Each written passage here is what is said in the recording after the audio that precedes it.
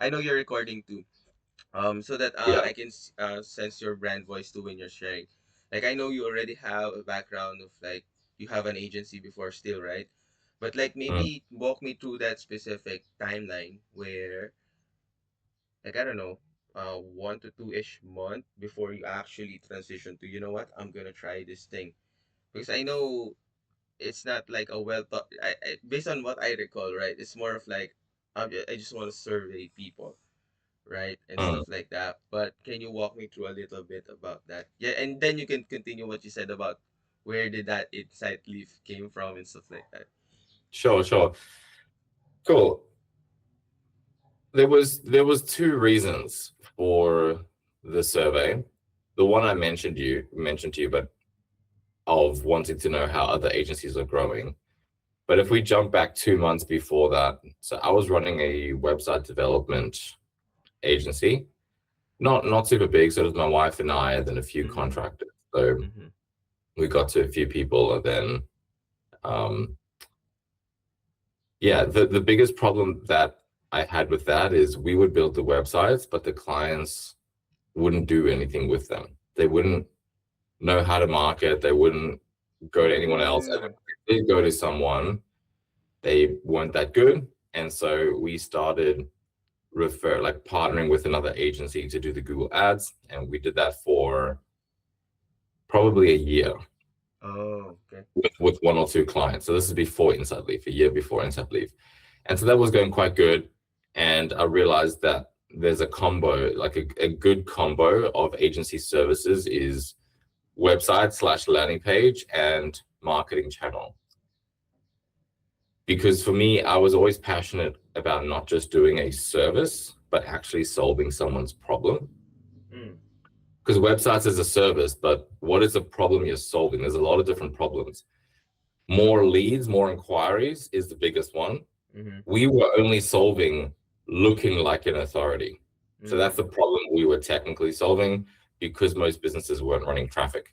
So I ultimately wanted to help them get more inquiries. And I noticed when we did work with businesses that did run leads, like I partnered with or helped a friend a year ago, and he was running some Google ads. I helped redesign his website just by redoing his website and landing page and repositioning it. So, like to give you an example, before he the website was leading with something like "Welcome to Shadeports, a great way to get your car in the shade." Essentially, what that was doing is it was making a shade port, which was his product, look like a carport. But actually, they were different because a shade port had a shade sail roof, like Mm. a material roof. A carport had a metal roof. Both of them go out the front of your house and keep your car in the shade, sure, but the roofs were different. Now, if you just say a great way to keep your car in the shade, it looks just like a worse version of a carport. Like, why would I want a material roof, right? Mm. But the Okay. reason he did it is because in Australia, there's a regulation by the government councils that you can't put a metal roof structure 2 to 3 meters from the edge of your property.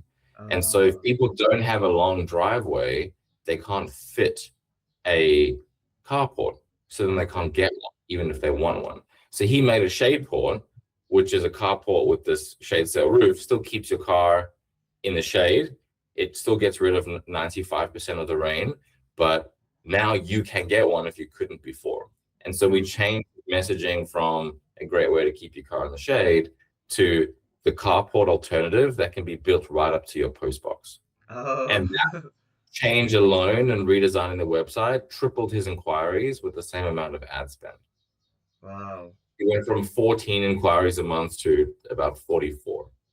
So there were a few projects like that where I realized like when people do run marketing or do run ads, they we're decent at our job because most web agencies just think about how to build the website. They don't think about the positioning Mm. and the messaging, how to communicate their product, which is more important. The design just makes sure you look credible, but the copy is actually what sells. So essentially, the second reason for doing the survey was to learn what second channel to do. So I decided at this point, all right, we need to help clients with a second channel. Firstly, because it helps them achieve their goals, but secondly, I wanted reoccurring revenue. It's very difficult when every product is only a month or every sale is only a month long. You've got to replace last month's sales and get new sales. Alex Omozi talks about Right. this a bit. Mm-hmm. So I'm like, okay, we can get reoccurring revenue, we can help our clients long term, easier for us, better for them. Great. What should that marketing channel be though? That was the Mm. question. So I thought, okay, well, how about I do a research? Because my hypothesis was, well, what if we did research based marketing? So we Mm. help them get clients by using research to build those relationships first. And so the cold outreach research idea Mm. was the hypothesis of what I thought could work. So I Oh. was testing that channel, as well as the reason I picked agencies is because I wanted to know how to grow my agency. So I thought, hey, Mm. let's figure out if this channel works, and we'll do it on a business that I want to know about so that I know how to grow my agency. So that's why I picked agencies, and that's why it was the cold outreach research play. Because at that stage, I had two types of businesses that I was serving: B2B service businesses and B2C service businesses. So Shapeports is B2C service, we're selling to homeowners. And then another part of the business was B2B. And that was the direction I really wanted to go down, the B2B direction. So we decided to go down in that direction. I thought, hey, people would be more responsive to research, whereas they wouldn't respond to a sales call request via a cold email. And so I tested that out. Turns out that was right. Generally, I've found most of the times I've taken a marketing leap and things seem pretty legit. It's actually turned out to be what I thought. Sometimes it's more effort, but yeah, the thought was surely there'd be people that would respond to a market research invitation if you give them access to the research afterwards. Yes, there was. So I cold emailed 1,889 agencies, and 74 were happy to either jump on a call or fill out a survey. Mm. Yeah, and then from through that research, I realized cold outreach is a bit of a pain to do for everyone, and there's a better way anyway through ads. Mm. And so that's where the insight for content plus ads, so thought leader ads, is a better way to do things. And so that became the channel that I wanted to pair with landing pages. And then, yeah, the reason for the name change was because I originally created Insight Leaf as a B2B research company, just so that people didn't think I was a scammer when I was emailing them, asking them to join in research. Mm. Because otherwise, like, who's this guy? Because if I ran it as another marketing agency, like, why is this web development agency wanting to? Oh, like. Yeah. So yeah, so Insight Leaf was just a fake company, and then the research went quite well. I sent that out, and then I thought, let's test the core insight from the research, which is content plus ads. So I Mm. made a post saying, hey, this is what I've done. Here's some of my findings. You can grab the research report here. I think I mentioned to you, I got 5 people who downloaded that from the organic post, Right. but only one was an agency in Australia. Only Mm. one was a actual target market of who I wanted to get that report. So that was phase 1 only though, and then phase 2 I boosted it, and that's when things really took off. That exact same post went on to get 141 more research report downloads, and 80 to 90% of them were exactly who I wanted to reach: 7 and 8 figure agencies. Right. Wow. So, and that was the start of realizing I was onto something. So the plan was never to target agencies in the beginning. It was to target consultancies. But after doing the research and testing the system, I realized I got a lot of valuable stuff here for agencies. Mm. So if I had to go back, maybe I would have done the research on consultancies. But anyway, I think agencies need help as well. It's just Right. figuring out how they Mm. want to be helped. But yeah, that's the story.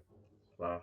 I mean, yeah, yeah, I have some things to say, but I think we're better off if we continue to have the Yeah. questions. Yep.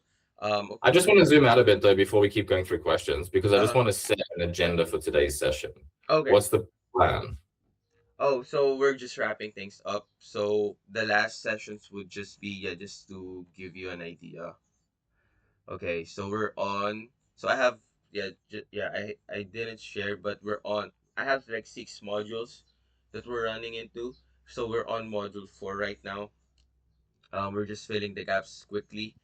And then for the last 2 modules is just the offer, and then your voice. I think the last is just the voice, just the tone, the voice, the style, and we're gonna wrap things up. And if we're, yeah, if we have more time, probably we can talk about, yeah, how can um clean the final document essentially, so that when I give it to you, um you can actually use it and not just another thing that's gonna be saved in your in Mm, your computer. um okay, so that's the cool. agenda. Okay. Okay, cool. What did you want to do about getting some posts written? Do you want to tackle that afterwards? Yeah, that's what I'm Based on our saying. chat on Friday, what's your thoughts on that? Yeah, man, a lot. I'm just so busy, like what I said. Like if I had just more time, probably I would think more of that. Not like what you said, like just to create that, you know what I mean, like what I said to you, right? Let's start that engagement where we don't even want to use. I mean, this will be used heavily, because we have this data already. We have compiled it.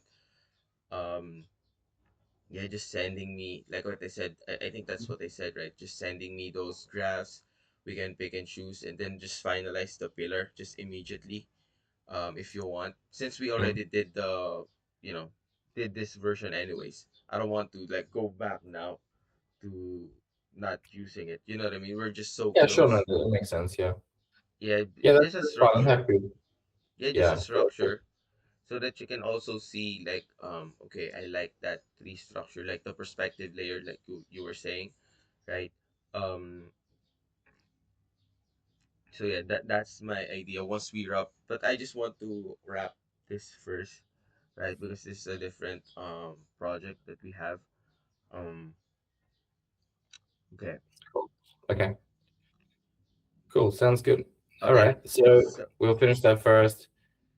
Cool. So you mentioned the plan of is the last few workshops. In that agenda, you didn't mention anything around content pillars. Is that on the agenda or is that a separate thing? a separate thing. Yeah, this is more of like you can use this as like whatever you want to written. This is gonna be our guide moving forward, right? Right. But wasn't the plan in the beginning to create content pillars as part of the guide? Like, how do we know what to talk about as part of the we strategy? will we will but uh we will, but it's more of like, how can I, so what I did with my, let me say this, like what I did with my previous slide is that literally like this. I didn't deviate that much. And then after this, because I have a data, now I can suggest like the pillars that I am proposing based on not my opinion. Right. It's based on that. You know what I mean? I'm gonna have my own thing, and then I'm gonna propose it to you. You know what I mean? Oh, So okay, it's, cool. yeah, because I have no data to say, oh, based on what you said, I think these are your, and then I'm gonna explain why I said what I said. That's the plan.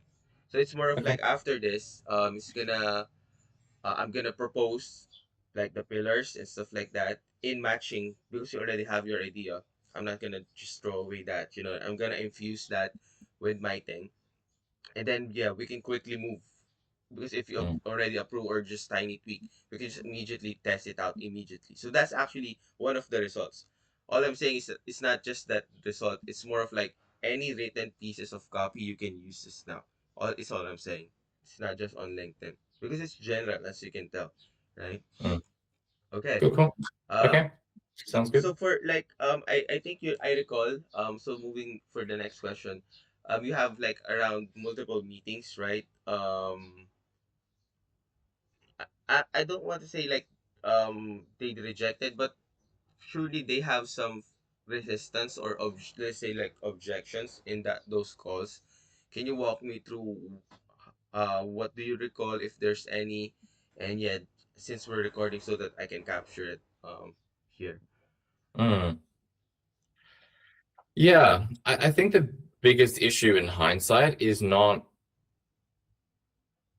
offering them something they wanted, Mm. because everyone was very keen to talk, but after chatting, it seemed like they were hopping on the call with the intention to figure out the system so that they could do Oh. it themselves. Oh. Potentially. I mean, some people, I feel like if I suggested a good next step, they would have been interested, but they weren't sold beforehand. I'm not sure how to explain it. I think it's just, yeah, the offer was maybe not that good.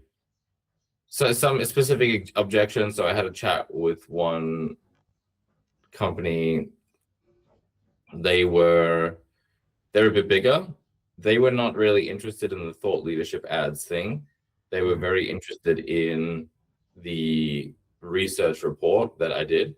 And so that Oh. was a bit interesting. So maybe they weren't an ideal fit.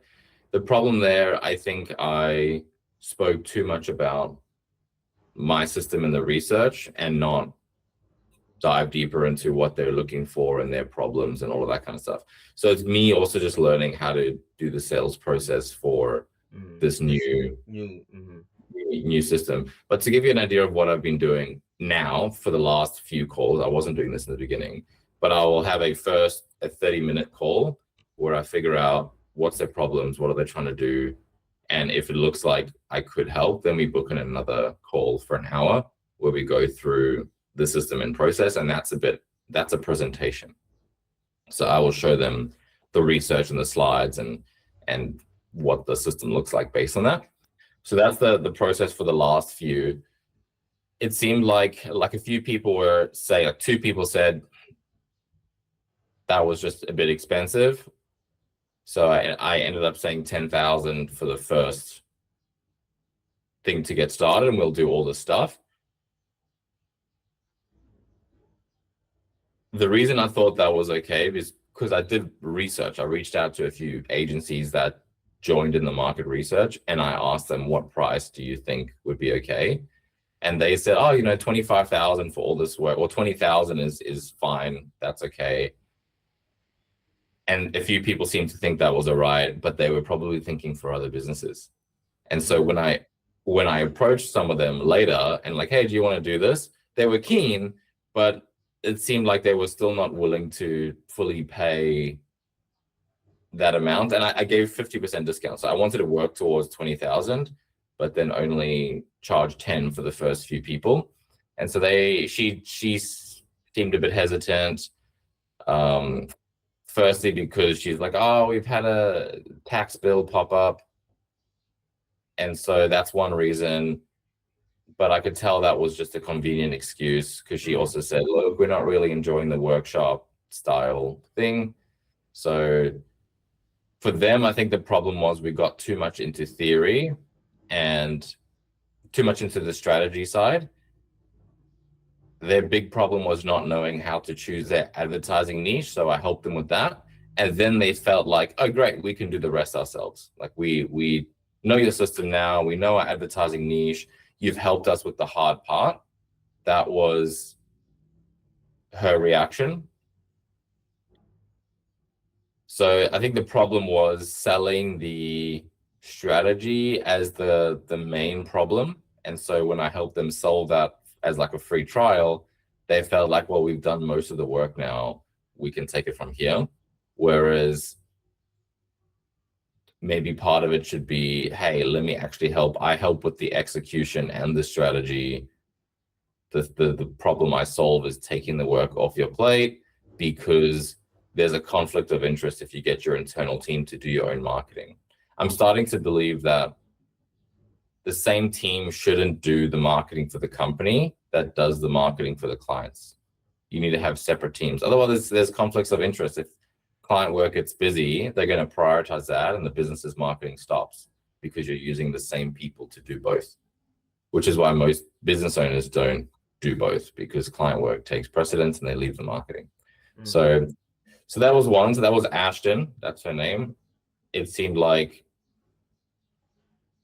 yeah, wasn't super.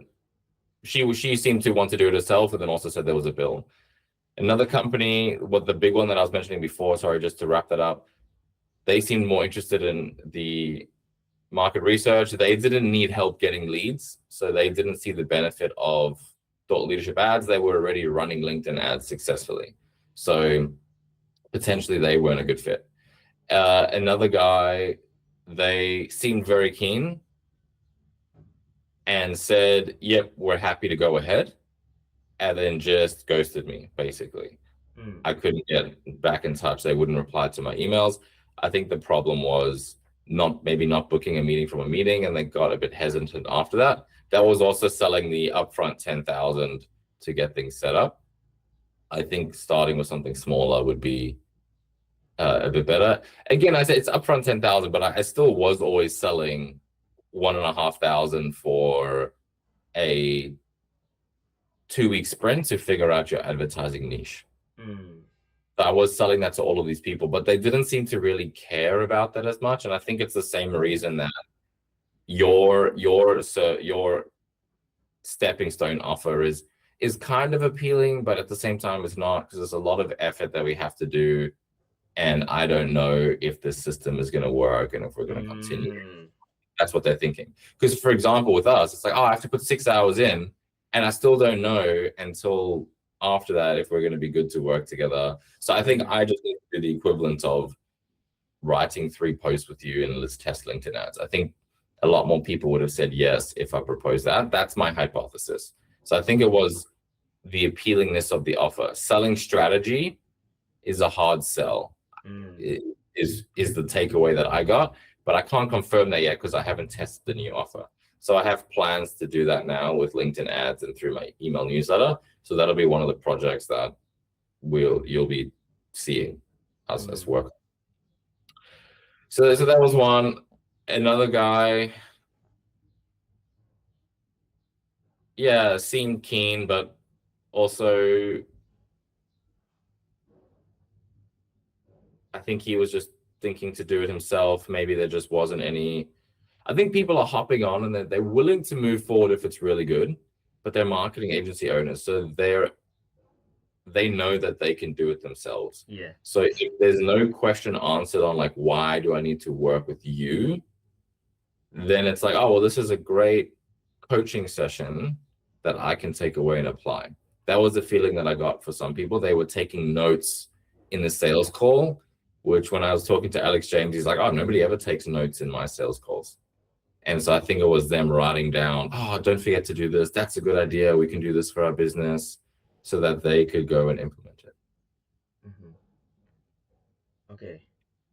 Um, I just, since you said Alex, I'm not sure. Okay, you're more close to him, but what I can tell before when I consume his content, all he's trying to say is like sell the strategy, not that. Am I correct? That's the gist of his story before. I don't know. I'm way back. I'm like, Yeah, you Alex get, just does strategy, yeah, so yeah, yeah, you get what I mean. So he's an like, exception. yeah, yeah, But so even he says strategy is hard to sell. He's just very good at it. right, right. But what I'm saying is like, because you're also, gonna confirm, but you're also good though, like at strategy. Because like literally your brand is about research based in extraction of insight. So the strategy, like, I don't know, like, I don't know. I'm just planting that in your subconscious. I know you still want the link, but it's more to me like it's already validated through your initial calls that that's what they're valuing. You know what I mean? But it's, I Mm. get what you say, it's a harder sell. But what I would like I said, I'm not a yes man here, right? But I would say it would be a harder sell to even sell the execution once you give away the. You get what I mean? I know it's a harder sell at the front end, right? The strategy, but think about it, like it's a double, like, or 10x more harder to sell the execution if you really think about it, because they hop on the call for the strategy, so it's actually not hard to sell, right? But it's more of like the execution, because again, like, you just need what I feel for you is like you just need to realign what you really want. I think anything with work, I feel like for you, it's just what you really want. Do you really want to sell the execution part? Do you really want to sell the front end part? And also, that would dictate like who you are targeting. So I think what you're trying to say to me, if I could like summarize, the people that you're attracting right now are the DIY folks. You could like, here's the principle that I've learned from someone else that's who's been an agency. Like you can't actually like there's only two types, like the done for you types of folks or the done with you. So if you are attracting done do it yourself types of people, you will never convert them to be a to work with you for a D done for you.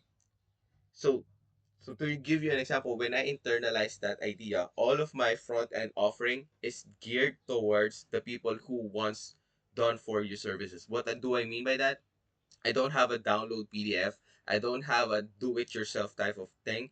All I'm offering is a front end free service because I want to attract people who already wants a done for you. You get what I mean? That's why when I book a Yeah. call with that client, he already is inclined to working with me because that's him. Like I hope you get. I No, don't know yeah, if no, you're I get clear. what you're saying. So so And so you just need to pick and choose. I'm not saying like I'm not against because I really know that you're really good about that. But what I'm saying is like maybe if you're really good and it's already converting, it's just a matter of your preference. Do you really want to be a done for you service agency or a uh a done do it yourself like high strategy level consultant mm, premium very premium guy because like you need to choose because if you choose I feel like right now if you choose that route the done for you you need to gear all your lead magnets all your resources to cater to those they're different the way I'm telling you the way they're thinking is different and they need to feel that marketing is something that they need to offshore they need to like just delegate if they're not in that mental state I'm telling you it's impossible for them to convert like even if they have money but here's the thing the people that you're talking about, I bet they're willing to give you 10 grand just for the strategy. I'm telling you that because yeah, yeah, it's not because that they're like what do you call that? Like they don't want execution. It's not even they just want to know it themselves because that's who they are, especially in this topic. Because it's imagine they're a founder, they're a marketer, right? They want to know under the hood the guy that I was listening to, he said that like he's a millionaire by the way, but he's still like buying courses or strategy or booking calls with highly consultants. It's not because like he wants more. It's just for that specific topic or that specific problem. It's not even about like I want to offshore because it's so personal to me that's his psyche, right? I'm willing to pay so much. Just I just want to learn it myself. It's all I'm saying, and I just want to delegate everything else. So I feel like these marketing agencies, doing their leads because they're marketing. This is their baby. This is their realm. They want to learn it. It's not that they don't want to work with you. It's more like they want a different way of working with you. If that makes so, my question yeah. would be, do you really want agencies? Because I feel like if you really want the seven figure, at least almost all of them are thinking like that they want a DIY. I want my team to implement this.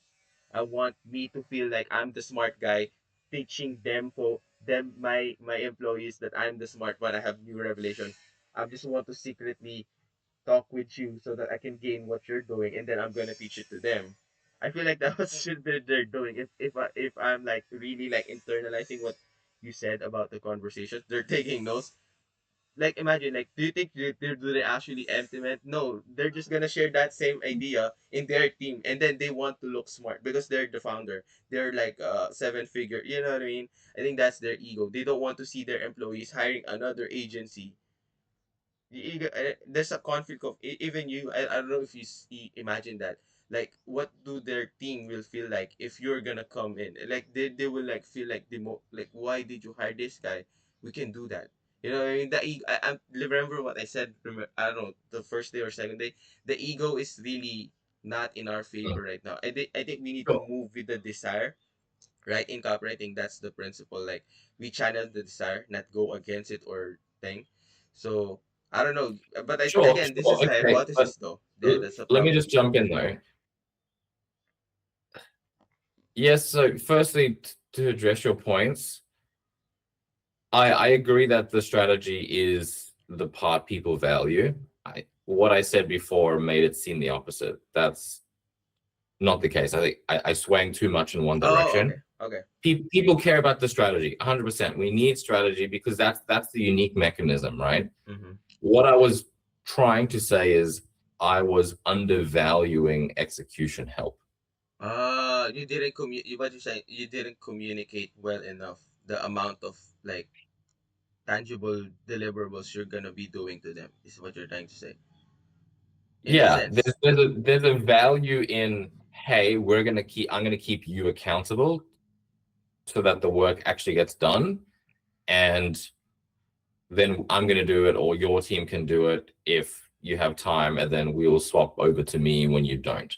Like, so in the beginning, it wasn't a DI done for you or done with you. I Mm. proposed both options. Oh, So I okay. said, hey, it's 10,000 for done with you. If you just want the strategy, it's 6,000, something like that. So, and it depended on the agency. Most agencies seem to want just the strategy and they implement. I actually have a survey that I get people to fill out before the contact form in some situations. And most people would say, we want strategy, your help with strategy, and we'll do the implementation. That's the smaller agencies, around 2 million a year, somewhere around there. So they're on that side of the spectrum. The bigger agency I spoke to, around 20 million a year, they seem to value getting execution help a bit more. Mm. The thing is here, I think what's missing is just explaining why they can't or why they shouldn't do this themselves. Because in the current sales process, I was just explaining what to do and that we would do it, but not answering the question of why they shouldn't do it themselves. Whereas this bigger agency, for example, when I was talking to them about the market research, I said, look, hey, we could start there. Market research is expensive. It's going to be 20,000, 25,000. And she's like, no, that's fine. I just don't want to do it myself. I just want to pay someone else to do it. Mm. And so she didn't see that as something that they inherently do and know how to do, all of that kind of stuff. So I think there would be some angles of the marketing where it's like, hey, this is not a service your agency does. This is turning marketing into market research. And there's a whole bunch of data analysis, and you need to know like how to do that side of things. So it's not an internal service. That's one option. The other option is we just explain why they shouldn't, which is you have this in some of your posts, which is you have existing clients that you need to talk to. You have sales calls you need to be on. You have team you need to support. That stuff you have to do. Running your ads and doing your own marketing, you don't have to do that. Let me do that. That was one of the arguments in your post, which I thought was pretty good. The angle that I would hit is, once you get above 7 figures, you need dedicated focus on your marketing, but getting your internal team to do that is the wrong play. It's a mistake because they're going to have a conflict of interest. And so what's going to happen is when client work fills up, they're going to focus on that. When they get a bit of time, they're going to do your marketing again. And so your marketing effort is going to do this based on whether you have client work a lot or not. And so your revenue is going to do this. Your growth is going to do this. You need someone who's solely responsible on your marketing so that it can be consistent. Now, you can hire someone internally and do that, and they can try to figure it out what would work best for your agency, or you hire us who've done research on the best way to do things, and over time we will build your internal marketing team. We will get you set up and running now over the next year, and then the year after that we can help you hire a head of marketing or a marketing manager. They can then start doing some of the work, and we will do the strategy and guidance. And then next year after that, we can put in a head of marketing for you once you get to a size that can support them. Wow. Okay. Yeah, continue. Do you have more something to say? No, that's so. Oh, yeah.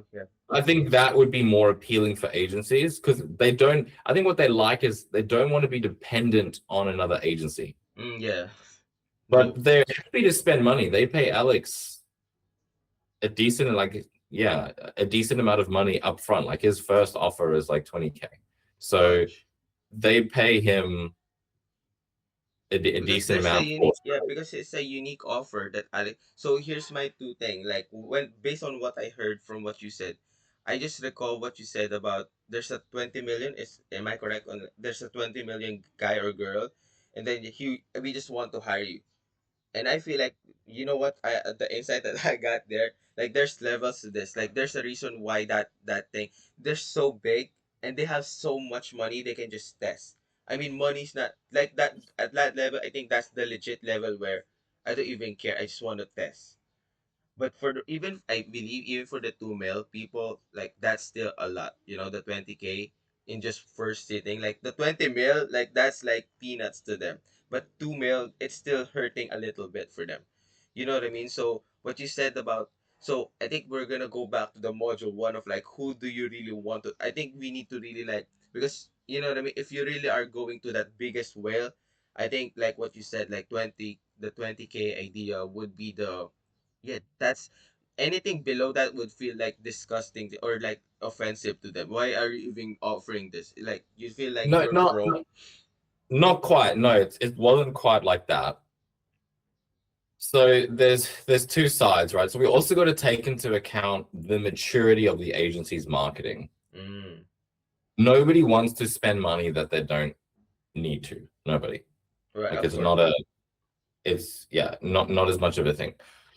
The 20 million a year, the reason they were willing to spend that on the research, so this wasn't just we just want to hire you to get this up and running. They didn't want to hire me. Okay. They wanted a market research report, and the Yeah, guy that's actually read my report before I hopped on the call. right. So he was like, I love this report. So they didn't want to do the effort for that, but they already had ads running with guides and white papers and all of that, and they were getting leads for $7 a lead.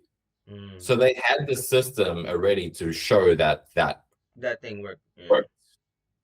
So I think if they were doing 20 million and they didn't have that, just to give them research off the back, is too fast, too quickly. Because if we look at another agency doing 10 million a year, they have nothing. They have no market, zero. So he approached me and he seemed like he wanted to work with me because his internal team doesn't have the experience. He actually said this. He said, Mm, my guys, they're more focused on the creative side of making ads for these businesses. They don't really understand thought leadership and they don't really have that knowledge. So mm. I'm keen to work with you to figure out that side of things and get that up and running. So that's what he wanted, and he seemed willing to pay for that. We're still talking. He's not the best with replying, so it looks like he may have ghosted me, but he may just be thinking about it. Not sure yet.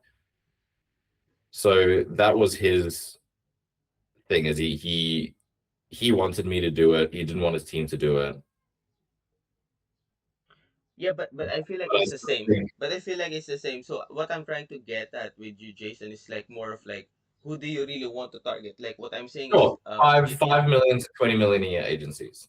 yeah, but there's 2 nuance million, even 1 to million what you is a said. bit small, No, but no, and even more nuance to that because like what you just said is like exactly the same. They're kind of like the same, like 10 to 20 million. Like we don't even know what's the difference.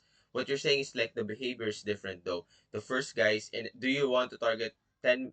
Like yeah, let's talk. I know you already have like the number 5 to 20. Like I'm not debating that. It's more of like what you said, the other angle of like maturity, like are they experienced agencies or do already have tried it before, those nuance because everything will be based on that, like your front end marketing will be based on that. It's gonna be more sharper to target them, whereas if you just target like we're doing research, like yeah, like you're gonna have different like responses from that. But whereas if your front end is like it's clearly targeting, for example, if you're gonna go to the route of the maturity level, like the 20 mil, like they already have done white papers before and they know they have it works. They just want a new mechanism because probably their old mechanisms are like drying off. It's not converting as much, right? It's a new angle to the most of delivery. them don't have mechanisms. Okay. So we're dealing with all this fancy stuff here. Most of these businesses are super basic, Francis, because they're old. They don't. they're selling services. There's no unique mechanism. They're listing all their services on their Okay. website.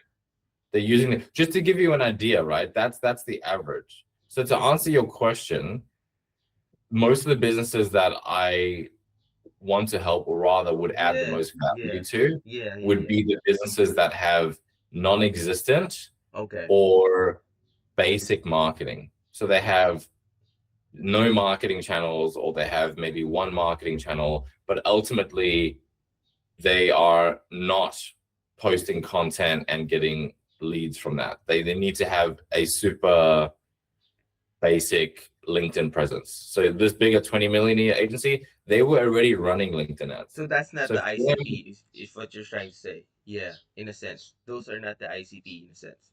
no, Yeah, because okay. they can benefit from thought leadership ads, but they already are kind of doing that. They didn't see the Okay, desire. got it.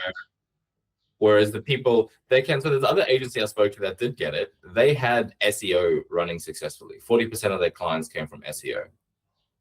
And Okay. now they want to get another channel Okay, set now we're up. get now we're getting somewhere. So maybe can you go back again to my question? So now I think we locked in the real ICP, right? So the real ICP is like they're basic in marketing, right? So probably you're assuming like we are assuming like 40 or 70% of their revenue is driving from referrals and just recurring, right? I think that's what you're trying to say. Yeah, They have no, what do you call that? Like they don't have, yeah, other mechanisms or channels to push correct. their leads. Like it's basically referrals and old whale clients. So they don't have a much of a marketing presence. I like that angle because now filter it out again, remove all the like what do you think would those guys like their objection to your offer again, like, but remove every other people that you've talked to that's not part of that specific, you know what I mean, specific ICP, Mm. to make it more clear for me or for you even, right?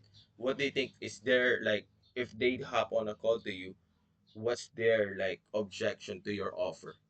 Those specific, like the people that you want to actually help and genuinely can add value.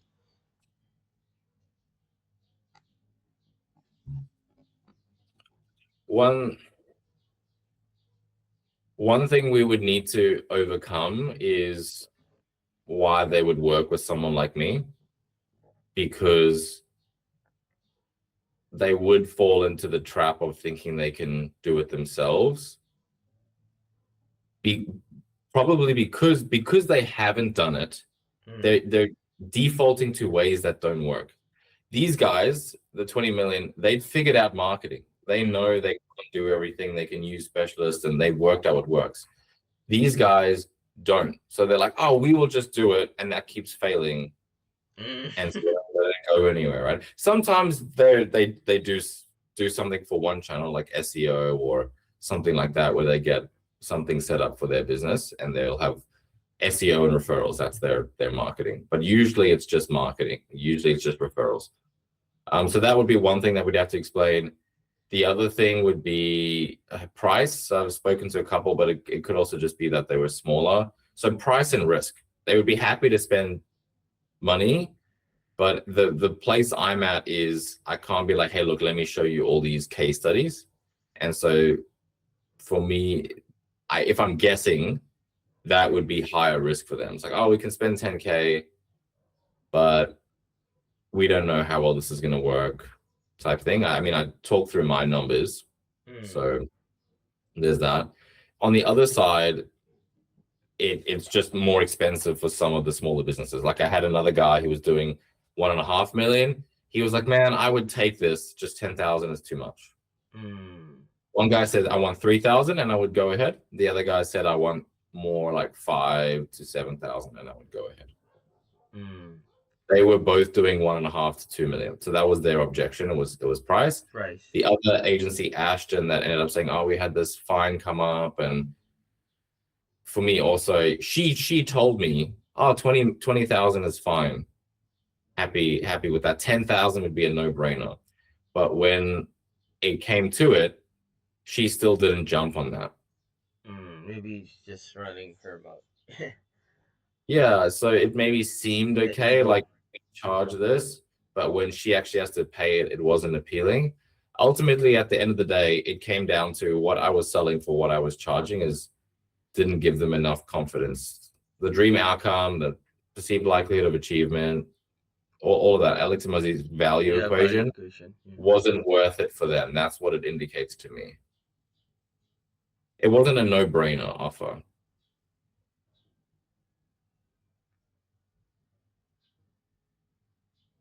Cause like for me, yeah, maybe that is like, yeah, you know what? Yeah, I'm gonna double down on that too. Probably is because your offer, like what you said, you admit like it's not that clear. Because I would do that because right now your offer is 2K. Remember, right?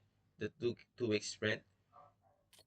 Nobody has received that offer, Francis. Oh, This is okay. This literally, is I thought of this. So what I was selling was 10K to get everything set up. how about okay. So how about it?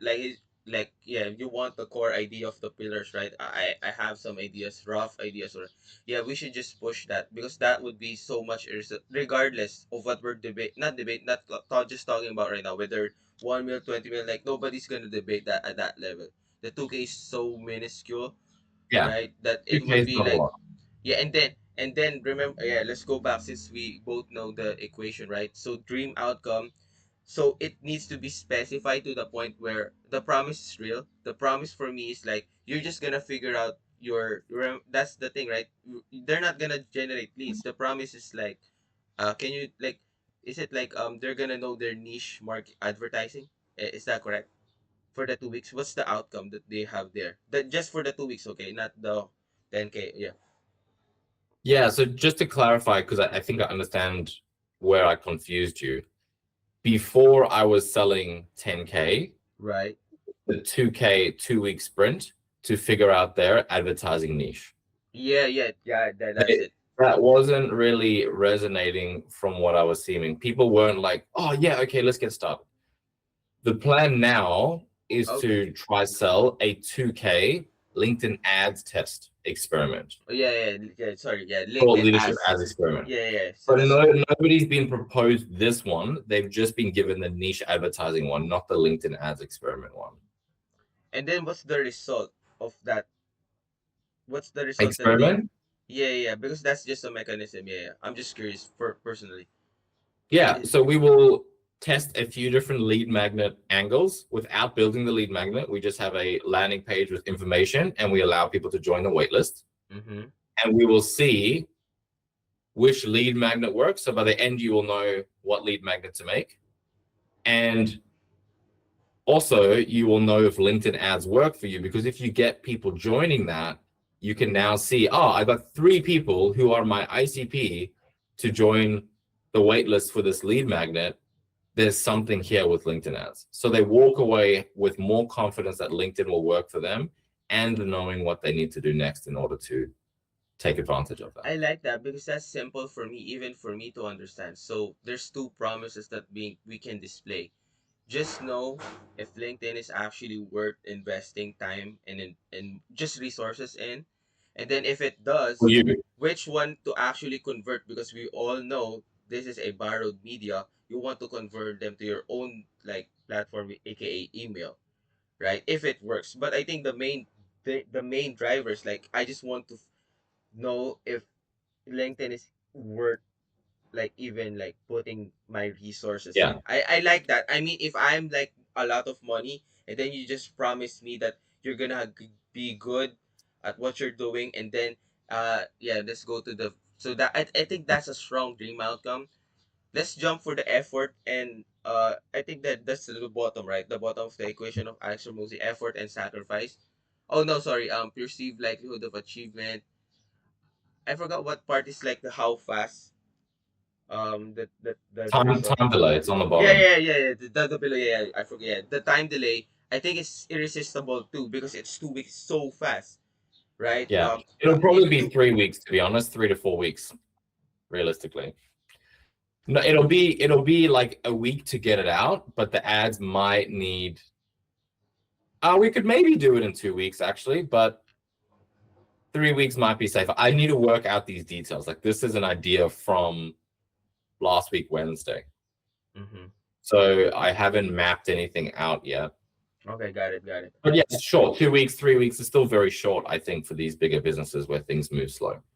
Right, right. Yeah, yeah, that's yep. But yeah, anything beyond probably like a month is long for them. But yeah, That's 4 weeks too is still like 4 weeks for 4K. I don't know, maybe I just because 2 weeks for 2K like sounds like I know it doesn't make like it doesn't correlate, right? I know that, but like in Well, we marketing, can we we can do it. We can potentially do it in 2 weeks. The plan then would be, I would need to know what three types of LinkedIn posts to write, and then what have like some landing page templates, and then all we have to do is write the copy for that mm, and launch it. Like that can be done in a week, and then we have a week to actually get results. That's possible. yeah, because like I think what you're trying to say is like you're compressing time. I think that's the benefit of LinkedIn ads, right? Or just ads in general. You're compressing time versus the organic. Organic takes time, right? I even heard that with my scriptwriter job, right? He posted something and then a month later it went up and then it shoot like to 1 million. So it's a time there's a time delay for doing free the organic because the algo controls it. Whereas in ads, I think that's the angle. You can like just like instantly know what the data will show because you're paying money for this access, for these people.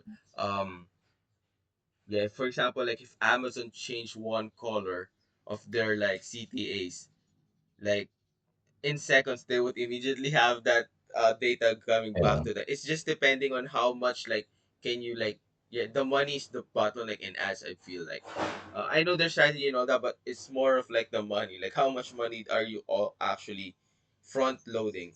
So if it's just 2K, right, 1K is just gonna be spent in 1 week because I think the ideal is like if they really believe it works. Now they're like also in that mental bandwidth of like compressing compressing the data to like instead of 1 month to just 1 day because it's kind of like the same thing, right?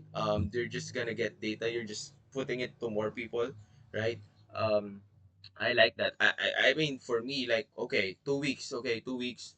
I'm gonna know if LinkedIn works for me, and if it works, I immediately also know what's the lead magnet to convert those, so that I can sell to them because I know how to do that. Yeah, Yeah. maybe some of them have that, even whether that's true or not. We don't care Yeah. because Yeah. we're Yeah. not. But I think they have that ego in the. Okay, I kind of like this because I have 2K. Yeah, I have 2K, and then I can know immediate. Yeah, I mean for me, like if I have that money, I would like would all we need to do then if they believe in that dream, right? The value, yeah, like what you said, the second pillar. Maybe the first pillar is just convincing them to have that. You know what I mean? Like a conversion mechanism type of pillar, and then the second is like your strategy, your point of view, like how like what makes you the only person that would actually deliver that. You know what I mean? So that's what I'm thinking. For your pillars as well. Even though we're not there yet. Anyways, this is a good um session. Okay,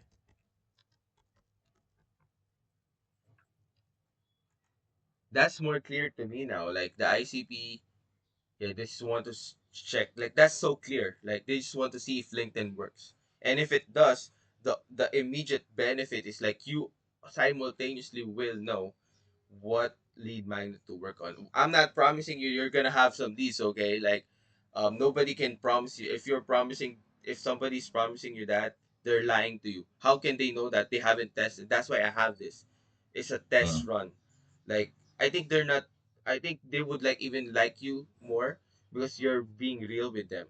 You know, like Yeah. maybe if you want a contrarian approach to how we position you, like yeah, you're gonna go against those people who are claiming immediate things without test. You're the research guy, remember? Like that's our whole brand. So Mm. I'm all about testing. I don't care about my opinions. It's more of like I need to test first.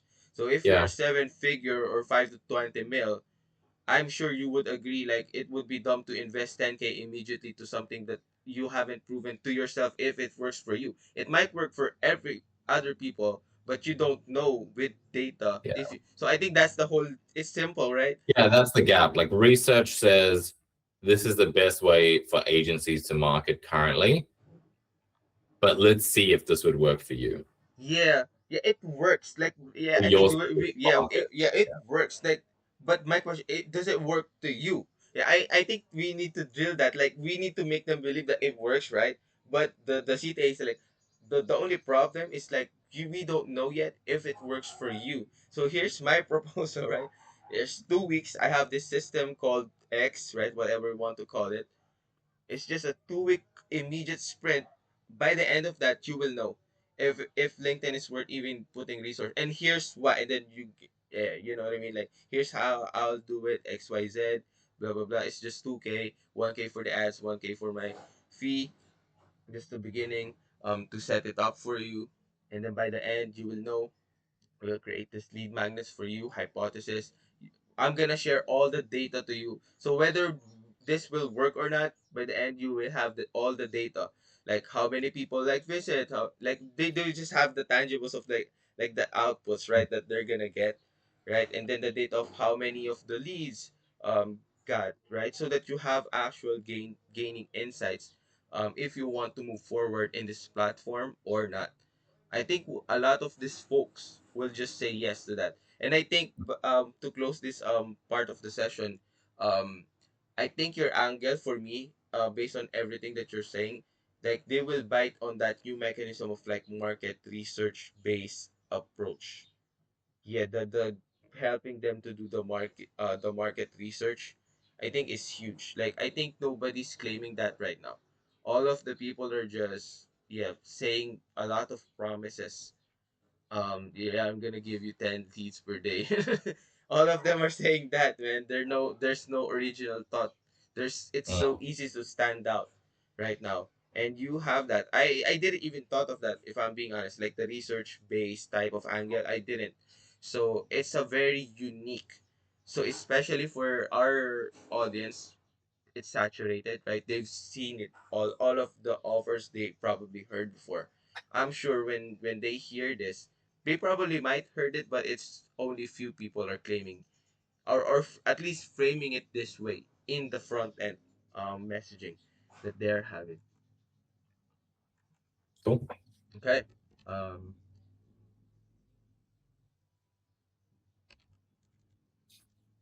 I think we should just focus on the voice. I think we have already the backbone of everything, in my opinion. Sweet. Okay. Okay. How do you want me to explain that to you? Yeah, just give me a sec. I can show you posts. I have a list of people that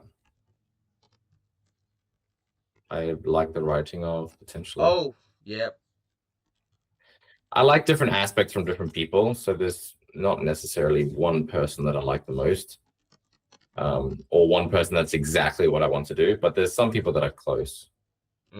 I like that. That's so important for me too when I'm writing.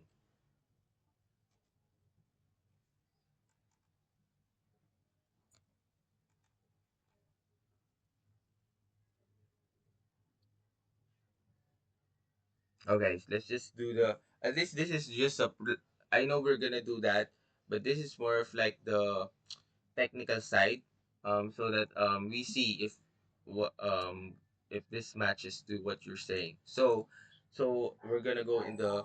So there's like five writing. Actually, there's only like, I know everybody will say I'm unique, right? The way I'm saying is unique, but at the end of the day, if we boil it down, there's only five writing voices. Okay, what I mean by that is like the way we're communicating, and of course, as humans, we're not just one, but there's always a dominating type of writing voice, if that makes sense. So I'm gonna share that. So one is the narrator. Okay, so it's this is the person that's like when always almost all the time when you ask him a question, he always says, "Yeah, so let me tell you a story." Right? Like he always like starts with a story, right? He wants Mm. to use real stories, dates, real examples, right? That's the narrator. Second one, advocate. So strong opinions, like conviction, right? Here's what I believe. Like I feel like AI will take over. You know those the crazy claims. Okay, so that's the advocate type.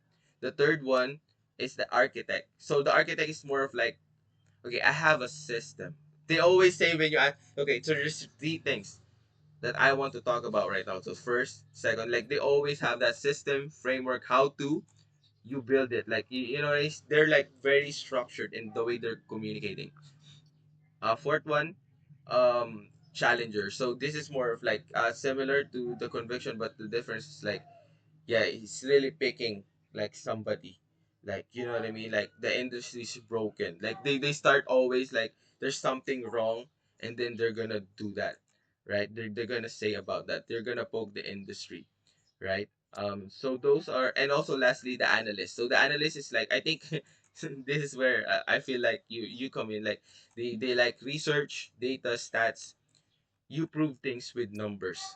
So let's start. So I just shared that, okay, just to and then I'm gonna start rating you now. So I'm gonna type first, narrator. So you just give me like a number, okay? Out of Um, what? yeah, out of those five. So I'm just gonna type first. So for example, if I ask you out of one, I just explained it, right? Yeah, okay, so order them. Yeah, yeah, for each one. So let's start. So for the narrator, out of 1 to 10, what do you feel like? Do you your voice is at 3. 3? Okay, got it. How about the advocate? Strong opinions, conviction. You stand for something. Is that what you want to be known for? 6 or 7. 6 or 7. 6 or 7. For the analyst, it's like again the data, stats, research. You prove things with numbers. The analyst, isn't that the last one? Oh yeah, yeah. Sorry, yeah, yeah. I just remixed. Yep. But that's fine. Yeah, analyst would be like a 9. Yep. 9. Yeah, I would expect that.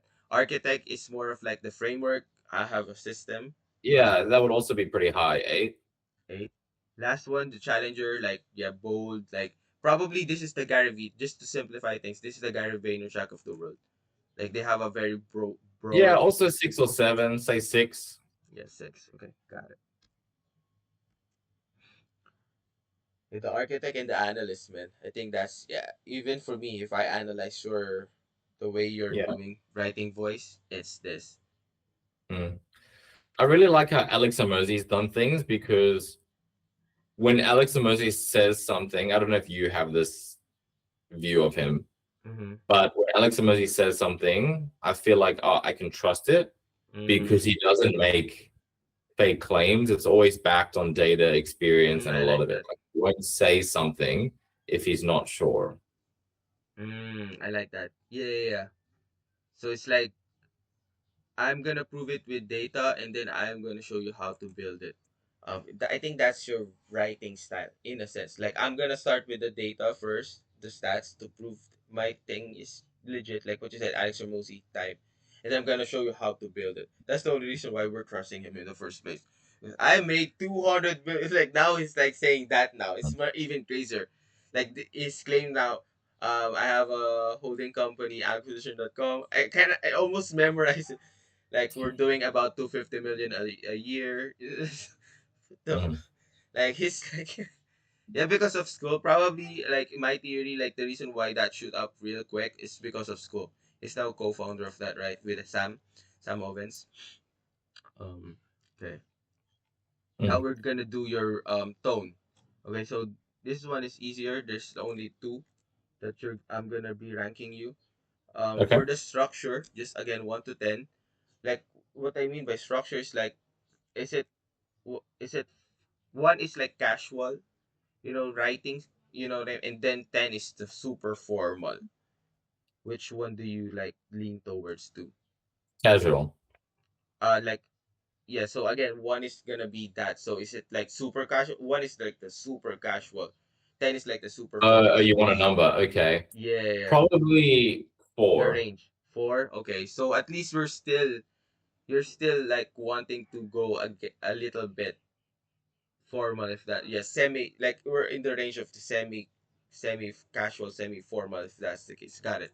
Yeah, that's fine, by Yeah, the way. I don't want to write. So when we message, like when you message me on LinkedIn, Oh, that would be casual to me. oh yeah, yeah, yeah, yeah. That's what I would say for one. That's too casual. Like I'm messaging a friend about catching up later. Grammar doesn't matter. Like, yeah. Where Yeah. I want to be is like I'm messaging a friend who's asked me an important question. Mm. and I'm taking time to reply, making sure that he understands what I'm saying. But he's my friend. I'm not going to say super formal, like the hypothesis of this Yeah, dear. experiment was to formalize a process of, it's just like what we were testing for was Right. say it formally, but say it clearly and properly. Got it. Got it. Okay. By the way, yeah, that's exactly my voice, like super casual. Mhm. Yeah, I'm gonna straight. Okay. For the energy. Okay, so one is gonna be super playful. Okay, and then 10 is the super serious one. Four.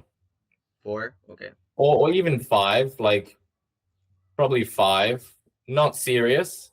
Mm-hmm. I want to have a bit of fun here and there, but most of it is, Just a balance. Yeah. yeah, a balance. So in a piece of writing, so let's say we write 4 posts, maybe one of them might have a joke or something funny. Yeah. So, but Yeah, basically, what you're trying to say, like 90%, it's like pure value, and then we can have like a nuance of like an inside joke or just a joke in general within that. Yep. if it comes up and if it's appropriate, we don't have Yep. to put it in just for the sake of having it. But yeah, Yeah. you have people that are like, yeah, huddle around homies, let me tell you, and it's like very, very playful. Have you come across King Kong before? Like the movie or no? No, the agency. There's an agency in Australia Yeah. called King Kong. Yeah. I'm. Sabri Subi. Have you heard of Sabri Subi? Yeah. Yeah. Yeah. Yeah. That guy said like a lot of ads. Yeah. That's why. Yeah, so he's the owner of that agency. He's like very playful, that kind of stuff, Mm. where he would say things like, "Oh,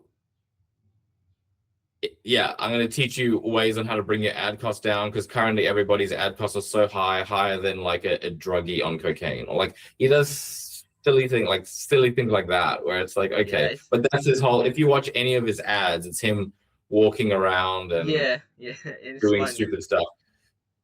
That's too much for me. I was somewhere in the middle. Most of the time, it's like I'm just communicating clearly, but I'm a person. I'm also genuine. I'm happy to have a bit It's of almost a. fun, Mm-hmm. Mm-hmm. but I'm trying to tell you something clearly and not playfully. Right.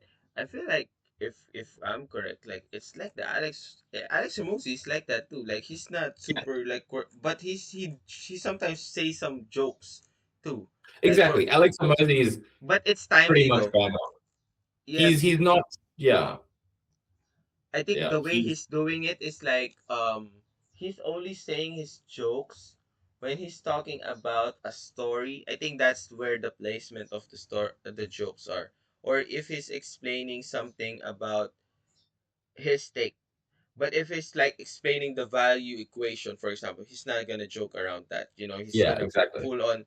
But if he's sharing like a story about how he failed that, yeah, those are the part where and then he even like I can see his videos because I've seen a lot, like probably like 100 hours of his like I could Mm. say, you know what I mean? So I've seen that. Yeah, I get what you're trying to say now. Okay. Yeah, yeah. Alex Hormozy is the closest person I could give you because he's not. He's smart Again, too. You know what I mean? He's smart too. Like he's not dumb. There's a reason why we yeah. like him. It's a Essentially, walking what he's just trying to contradiction. do is Yeah, sorry. he's Continue. focusing on communicating a message effectively Mm. without trying too hard about the words. If you read someone like Alex James, I don't know if you can remember his stuff, but it'll be worth reading afterwards. He's a very good writer. So Mm. not only is the message good, the words he uses is very good. I can send you one of his Yeah, posts that would be worth reading and you can see what I mean. That's mm-hmm. very hard to do. I tried to do that. The problem is if you miss that standard, you sound like AI. Mm. Not this, but this, like that kind of stuff. Yeah, got it. Okay. So that makes sense for me. And okay. So now we're gonna so we ran quickly. So we already have the initially the structure of the voice, and then you have the tone, right? Like literally what we said. And now we have the style. Okay. So okay, my first question would be for the sentence length, Mm. short or punchy, Flo- or maybe flowing or mixed. Yeah, we can mix it up a little bit. At the moment, most of the writing I'm doing is short and punchy. I am happy to move away from that a little bit and have a blend where we would have some sentences can be a bit longer, maybe even mini paragraphs, and others can be short and punchy. So somewhere in the middle. On the one spectrum, you would have the people who write and everything is a mini paragraph. And then on the other end of the spectrum, you have the standard LinkedIn post, which is like One sentence, line. sentence, sentence, sentence. Yeah. That's if you have a look at the stuff I'm currently doing, it's more in that camp of short and punchy. I think we can move a little bit away from that, but it depends. I think emails, I'm happy to be closer to paragraphs. Mm, LinkedIn stuff, I'm happy to be closer to punchy got it. Yep. So, because yeah. of the platform. Okay. So to double down, because like, yeah, I'm more focused on the LinkedIn. So do you still want to double down on the short and punchy on LinkedIn, or are you again open to the idea to test there's some short and punchy, but at the same time maybe 3 lines where it's Yeah. needing. Okay, got it. Yeah. Yeah. I'm happy to test. If short and punchy is on one end and long paragraphs is on the other, maybe it would be around 3 to 5. Mm, Something like that. We can play around in that range. Currently, I would say I'm a two or a 3. So we can shift up a little bit. Like we can still do what I'm currently doing. That's fine. But we can play around going to 5, going a little bit longer for some sentences. I get what you're trying to say though. Like a rhythm of like the way the writing is Mm, been structured. Yeah, I almost like have an idea already. But okay, cool. paragraph one. So for the paragraphs, I think we already said this. Yeah, just one-liners, but yeah, mixture. I can show you examples if you want. Yeah, I think we can. Yeah, probably later after our call. Like, I feel like even for the stuff I send you, right? I feel like I know you're busy, right? We haven't got around that, so yeah, maybe Yeah. after So the it's just been the weekend. Yeah, no, I know you mentioned that you don't work on weekends as well. So, yeah. Um, what is I'm trying to say? We can also like add those again to the list. Like just links. Those are just links though. It's quick to search for you. Mm. Oh yeah, here one. I need to save it though, so that Yeah, that's one that would probably be not super short, but not super long. If you open on LinkedIn, you'll see that some sentences are a bit shorter, but most of them are mid-length. Some of them are a bit longer. So variety in the sentence length, I think, is also helpful. right. I'm more of a fan of very short hooks as much as possible to get the hooks as short as possible, Oh, I got what you're trying to say. Yeah. just So so that there's it's three lines. clear to communicate. Like in this case, turns out most niche agencies didn't niche down, they started that way. That's a good length to me. Hmm. I like this. Yeah, yeah, I get it. Yeah, we can. I got what I'm gonna just demonstrate once we're here. Okay. Okay. What? Oh, here. So I have that. So it's more. This is gonna be a rapid thing. Okay. It's not that. Um. So which one do you prefer? Metaphors or real examples? Real Here. examples. Okay. Um. Like almost all. I'm just gonna ask, but I know the answer. Data or stories? Data, right? Yeah, data would be more. Yeah. That's your I'm bread. I'm happy. I'm happy to tell stories, but I'm realizing people like specifics. Yeah. Yeah. And so Let's you can just. tell a story, but put data in the story. Yeah. If telling a story, put data. Yeah, and Mm. also like the whole branding that we're building for you is revolving around that. You're demystifying basically marketing. Okay. So questions or statements? Statements. I'm Okay, okay because to ask questions, but I don't really like rhetorical questions, okay, got it. I think which this. AI likes quite a lot. Yeah, I think we What is should the go. solution then? Question mark. Like Mm, stuff like that. mm. Yeah, I think we should just be, because since you're a research guy, statements is gonna be more make sense just because you have the data already. Research zone, and unless you want, yeah, it's weird if you ask that question because you already answered the question right with insight. Less or next one, less or pros. Pros is, I think you, yeah, we I think kind of know the answer. It's What was less, the right? first one? Less or less, like less because like 10 things or two things, or pros is more like creative way of saying it. Alex James writes with a lot of prose. So when Mm, I say he writes really well, that's what I mean. I'm in the middle. Use a list when you need to. I do really like prose. It's just hard to write well. It takes a lot of effort because you have yeah. to not only think about what am I trying to say clearly, now how do I make that clever? So the standard copywriting rule is clear, not clever. Prose to me is clear and clever when done well. So I do like fun words and that kind of thing, but yeah, I'm happy to just be clear. I think it'll be easier to do at scale. Mm,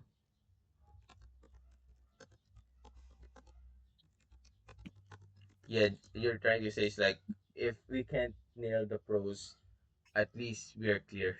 I mean, Alex Yeah. Hormozy is not doing pros. You know what I mean? Like No, he's he's not this exactly. very He's very, just and clear. he's crushing it because I feel like Yeah. that's like the Gary Vaynerchuk of the world. Like yeah, you know what I mean? I feel like even Gary with his abrasiveness, like he's still creative. He's more of the prose guy because he's like saying stuff that we already know, but saying it wildly different way. You know? Mm. Yeah, and I think that's important when you're trying to get across a concept that people have heard before. Mm-hmm.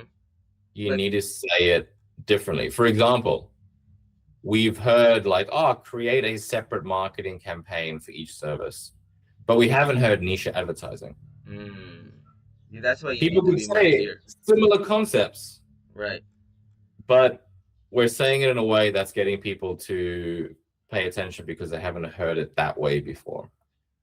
So I do like my insights to be short and prosy where possible. They don't have to be, but it is nice, yeah, to just have it captured well. So an example might be something like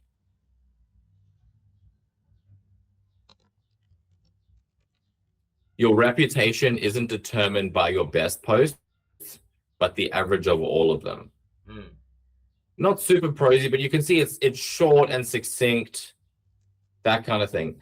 Alex James would write with a lot of things where he would say like, these days people say your follower count doesn't matter mm, on LinkedIn, but actually the data shows that the more followers you have, the more views you do get. But it turns out it's actually not just for followers, it's actually the familiarity of those people to you, because you can send connection requests. That doesn't grow your audience. mm, It's actually when people are familiar with your work, then they engage, and that engagement is what boosts your post. So got it. don't collect followers, build them. That would be an example of a line that Alex James would say, like, don't collect followers, build them. So it's a bit more prosy in that regard. So it's like, I'm okay to do that if it's done well, but no need, if that makes sense. Just clear, short, Got it. Yep. nice Mm-hmm. balance in the sentence, and so on. Mm-hmm. Got it. Now we're just gonna go a little bit for the formatting. So this is just general, but we're not gonna use that much of this data with LinkedIn anyways. So do you do like headers, bold, I think the best question here is like, do you are you open to like doing like that bullet point in the format, like even like a slash or like a bullet point or an arrow? Are you down to that or no? When it's Very needed, yeah. If that will help communicate the point better, yes. okay. But I don't default to that. I rather write without it and only if it helps more. I don't like arrows. I prefer dashes or bullet points.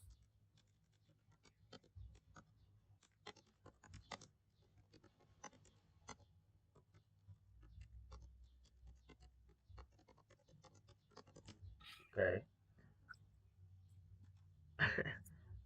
Do you default to concrete specifics or abstract ideas? I think I already know the answer. Concrete specifics. Yeah, concrete Yeah, specifics. we're not. I think yeah, that's the good thing about when we figure out your core. Like it's almost as if like we're following because we know you're the research. You know what I mean? Like it wouldn't be so weird if you have abstract ideas. Okay. Any quirks that you have that you want to be embedded or no? It's fine.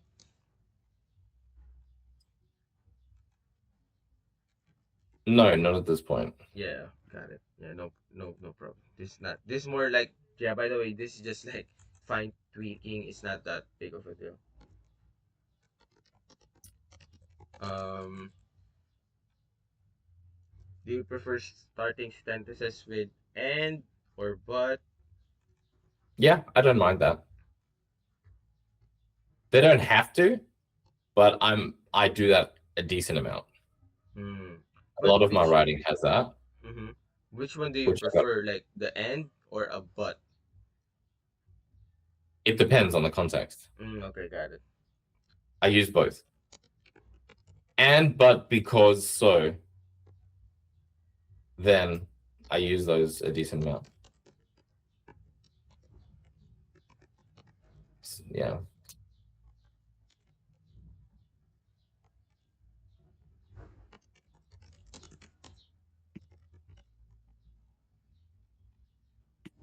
Do you have like a favorite phrase or phrases to repeat?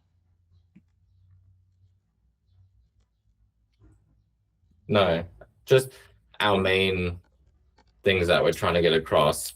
Don't niche your agency, niche your advertising, those types of things. Okay, got it.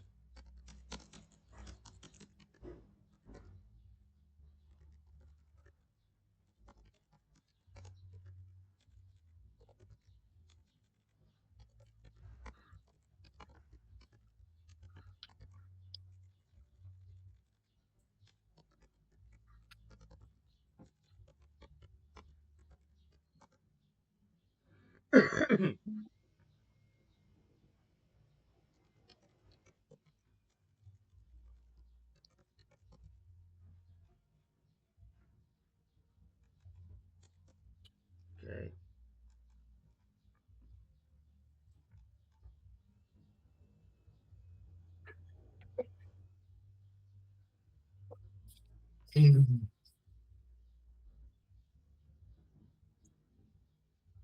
Okay. Um, this is the last one. So, okay. Imagine you're at a bar with another agency founder and they're complaining about leads drying up and they're thinking about hiring a LinkedIn agency. Um, you want to convince them to start your approach instead. How would you actually say it? You're not trying to sell to them. It's just like how you would talk to a friend. Sorry, what was the middle bit? What about what was the sentence with my approach? Yeah, so you want to convince them with your approach instead. Yeah, okay.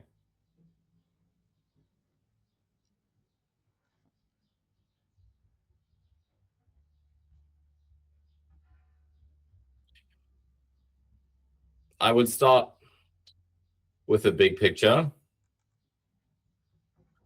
So I would start with the research and say something like, so actually a bunch of research around this in terms of what separates high growth agencies from the rest, so the top 25% by growth rate.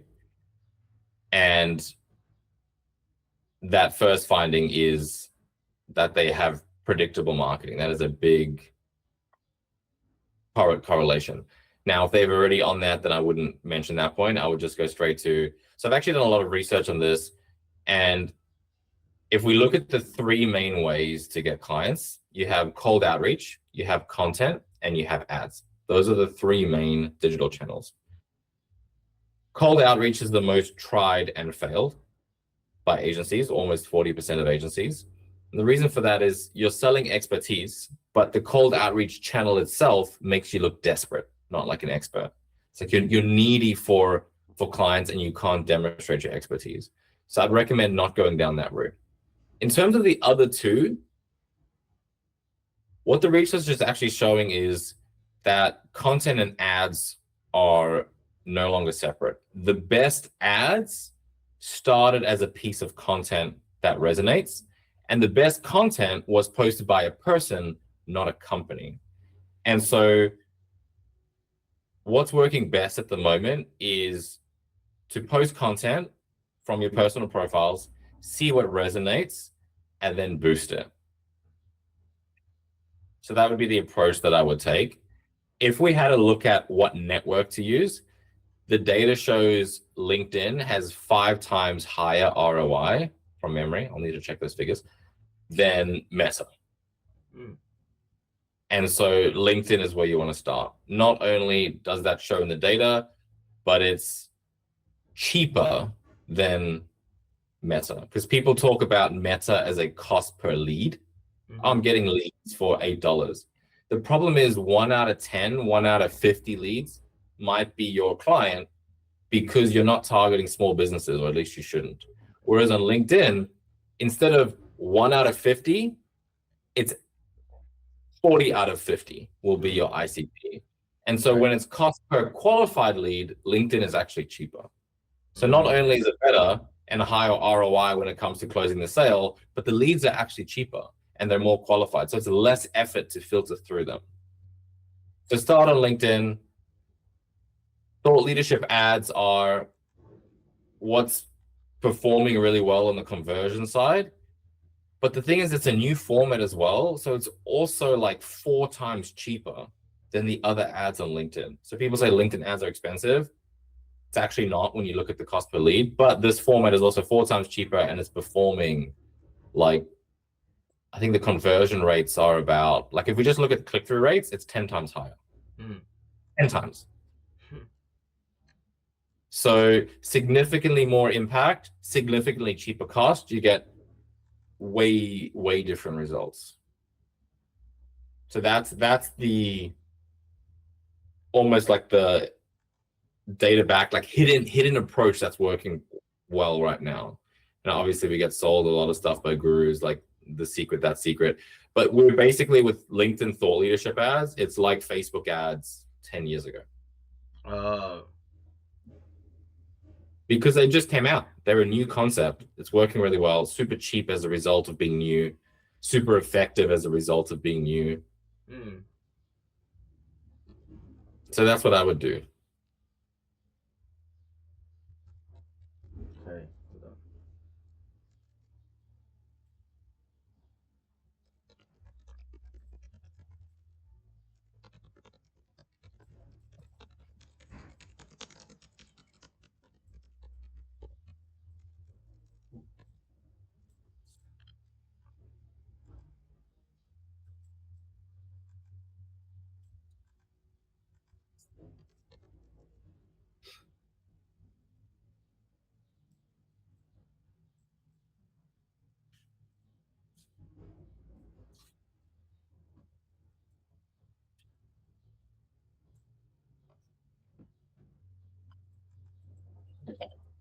Give me a sec. Yeah, no problem. Take your time.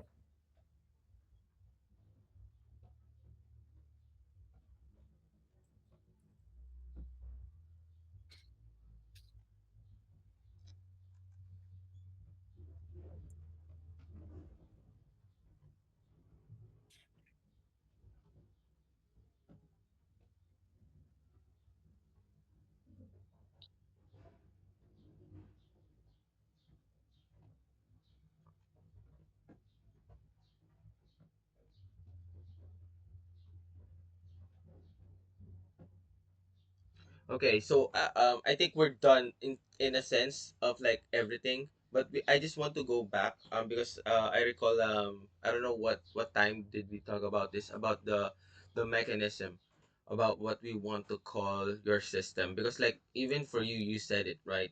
They need to believe you that you're unique enough in the execution part where they would want to consider to work with you. You know what I mean? I think I'm convinced now, even for me, you selling me this idea, that it would work. If I have the money and I'm that, probably I'm just gonna. But the next probable objection that I have, you completely dismantled the first, is like to convince me. By the way, you're very good at communicating.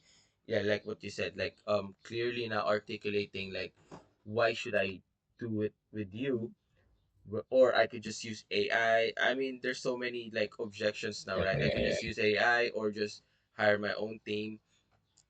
Mm, My proposal is like we need to come up with a term, because until you have a coined term, like you can explain all you want, right? But it's gonna be rough for you down way, because like um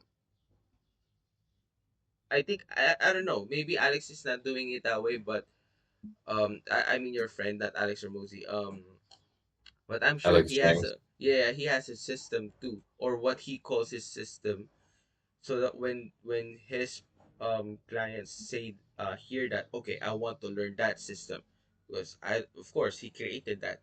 You know what I mean? So we always like go back to the idea of, thought leadership ads, or the niche or advertising system.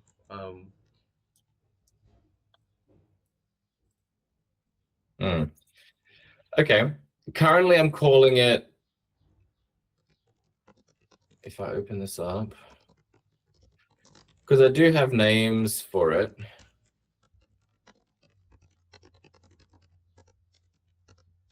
I've been calling the whole system the agency authority system, whether that's the best name or not. Mm-hmm. But that's the whole system: thought leadership ads, diagnostic, market research, workshops, like the full thing that we would build out over time. How do we get you to be seen as an authority? That's the agency authority system. Maybe it could be named better, but that's what I'm going, what I've done at the moment. The first piece of the agency authority system is the thought leadership ads playbook. Again, whether that's the best name or not sure. I take your point that it's easy. I find it's easy to convince someone of why thought leadership ads is someone they should care about. The piece Mm-hmm. that I haven't been doing is why they should do that with me. That's Yeah. the bit that I think has been missing. It's going to depend on who I'm talking to, but the main thing there will be around the main competitor is not another agency that's going to help them with it. No, The main no. competitor is them doing it in-house. Yes. And so the argument has to be why you should use me. The main thing I've come up with that at the moment is you can't have, or you shouldn't have, the same marketer doing your delivery and your marketing. But yeah, I mean that's strong, but also it doesn't answer still the why you don't. I am convinced that I'm not gonna be doing my own marketing, but why then I need to go outside? But why you? I can still look. But here's my thing. I think I have like a thing to suggest. It's the market research thing. Remember we talk about that's the ultimate mode, but we talk about that's the back end of the back end. Remember what we talk about? um but for me, that's, I don't know, man, like I don't I know it would take time, but I'm just wondering, can you do can you compress that even still, like just at least a small sample size of how that would look like, so Yeah, that, yeah, of course, yeah, yeah. So the because plan like is, fudge, if that's the main thing, I'm telling you it will drive, because the problem is like AI can't do that, your team can't do that, they don't know how the process. I have my own process. That, do you want to see the results? I did this. Like you have a case study of your own. Your case study is yourself. You know what I mean? So mm, we don't need any more. Like, and then the whole system, you actually did it already, right? You're the, what do you call it, the authority system, right? Yeah, the agency authority Yeah, system. agency authority system. You already did it. So for them, I think the moat, like even all of even me, like I told you, right? Even I'm not a target. I like the thing that I really like about you is like the me too. Like the research, like you put in some time. It's so hard to defend that. Like why not other agencies? Yeah, you already because they don't know. Like, do you know an agency that's gonna do this for you? Probably not, right? And that's why, Mm, like, I think that's your at least for now, because I don't see any like direct competitor even for me. I don't see any like agencies like promising research report. No, I haven't heard this. Yeah, this is mm. so new for me. So you need to like ride Yeah, that wave and become that like your front end is like I'm gonna help you build like if it's still 2 weeks, right? I'm gonna help you hypothesize the report, the data. I don't know, man. I'm just making things up. You're the more expert.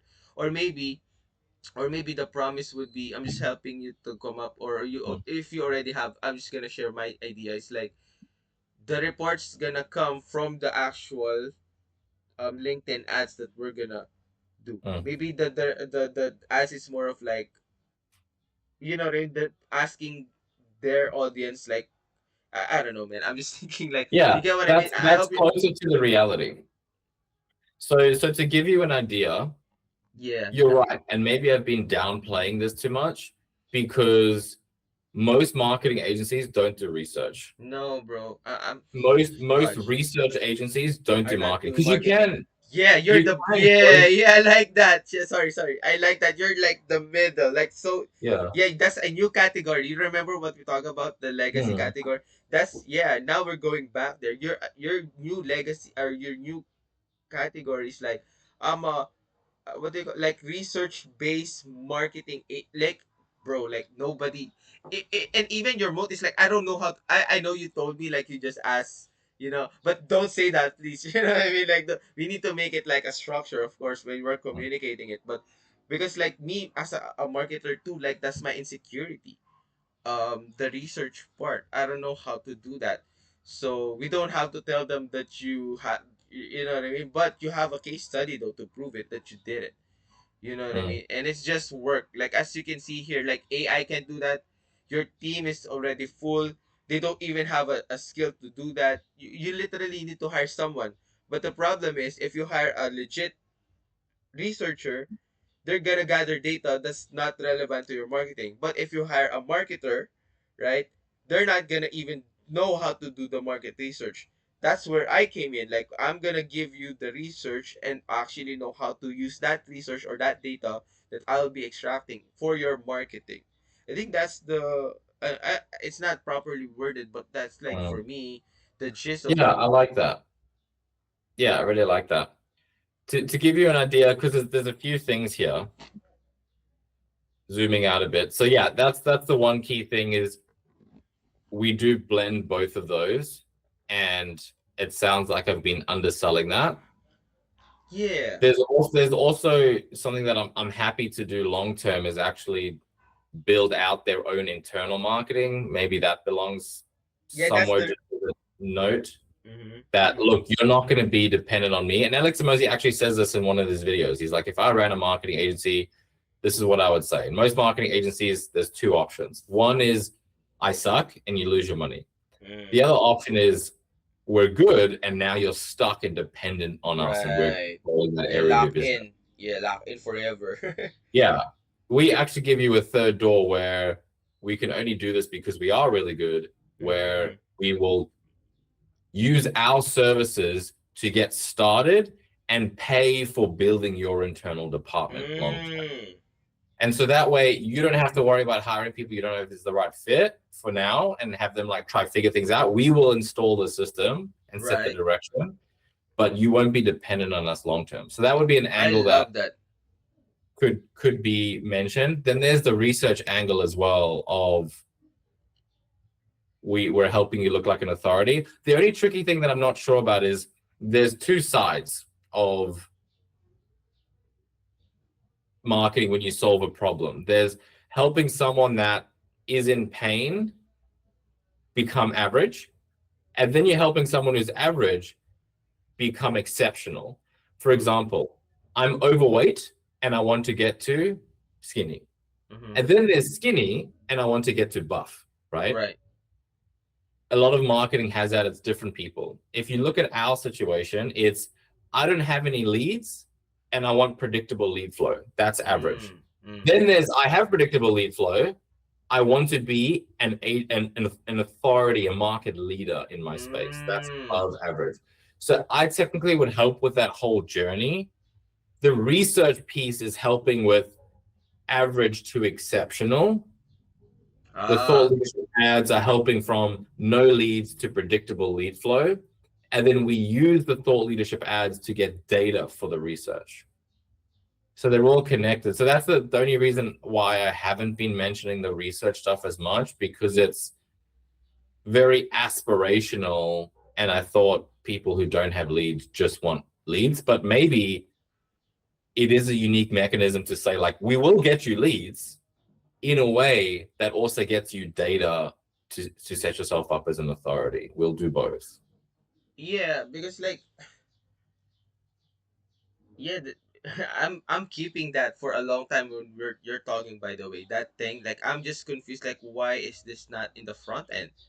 But yeah, I save it because I saw that time we still have time. So yeah, I feel like some I don't know how to communicate it. I probably need to go back again in our conversation here. There's so many gold mines here. But yeah, I don't know, but Yeah. the front end needs to be the marketing research thing, in my opinion. That's your only moat right now. Like it's answering the question, why should I pick you? Because if you imagine, if you remove that, you're just an average already immediately. Like because you already gave them the idea, right? Just post high Mhm. quality and then like for them, because their ego is so inflated, they think they can figure. I know it, they can, I know that, but it's a harder sell to believe that they can. Whereas the marketing research, I think almost 90% of marketing agencies are insecure about when you just even like comprehend term research, bro. Like I think they would be insecure immediately. We need to tackle them where the ego is not high. Is all I'm trying to say here. I Mm, think like this, everything okay. here is a psychological game. At this point that they have money, they don't. We don't even want to touch their ego at this point. We want to feel like what I mean is like they're confident, even though it's improper that they have that. We want like super, but they know that that works, but they just haven't figured it out. You know what I mean? I help you in 2 weeks, right? This is my idea, like at least of like if I were to in 2 weeks, right? You're gonna figure out. I think that's a main thing. Like you're gonna figure out if LinkedIn works for you, right? And by the end of that, you will have a research based content based on that data if it works, right? To push. And what's that? Like the lead magnet. So the lead magnet would then decide what's gonna be your actual post. You see what I mean? So we actually didn't change the thing. It's more of like the messaging of like the research is now the main. Instead of saying the lead magnets, we don't even care. Like that's just like the result. It's more of like the research that you're gonna have that will dictate now how you're gonna run. And that's, for example, your lead magnets or your actual content. That this is a flywheel effect, that once we have that. But who's gonna do that market research on your team? Do you know a person in your marketing team that does know how to extract that data or to actually set this whole system up? This authority, you know what I mean, system up, right? Mhm. Agency authority system up? No, right? That's why I came in. I help you build that LinkedIn ads for you. We're gonna set up the system. We're gonna post three for you content and then see if what resonates, right? And then you know what I mean. We're gonna sound it like a lot of Yeah. work, Okay. and also because they can do that. I think that's their ego, but also simultaneously track the data, right, and do a research, right, and the basis of that is gonna be research. I'm still like because it's so new right now for me. I don't know how to blend again still the research, but all I'm saying is like true and true. I think your main thing is like research driven marketing agency. Like if they would summarize you, his LinkedIn ads based on research. I know that's like a dumbing down the term, because but Mm, like we okay. want that, because we are the only one that care about the technicalities, right? For them, they're busy. They want to summarize you in their head. Who's this guy? This guy is different, because you know why? Because he's doing research, bro. Like, imagine if he's talking to his friend or the only thing I like about Jason is like he doesn't care about his opinion. He really likes research based. So what he's gonna do for us, bro, is he's gonna do like 2 weeks sprint with us. He's gonna do market research, but it's subtle. So it would sound like it's an ad, but actually he also would give us the research if um LinkedIn would work for us. And if it does, he said like he would also give us a strategy, right? A content strategy on how we should use that data to actually run LinkedIn, so that we're not running from like spray and pray type of situation. We know what works, because he's gonna give us the research on what he did in the ads. I don't know, like maybe that's the angle. Like, I'm gonna give you ads, but the ads is like you're not spending, like you're burning money.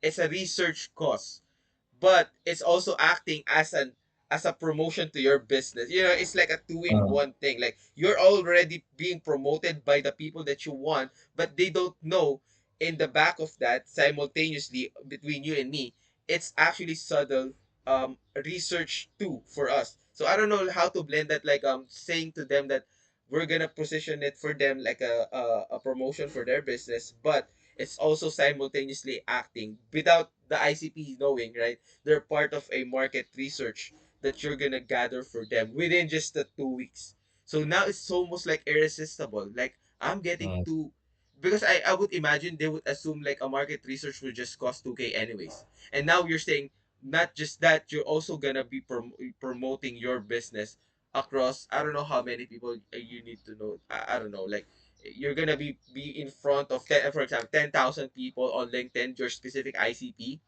Plus, when they do, um, they're not, they don't know in the back end, we are doing market research on what works for your business. It's not anymore even like the position of like knowing what if LinkedIn would work. It's more of like just knowing how LinkedIn will work for you. I don't know if you like that even better.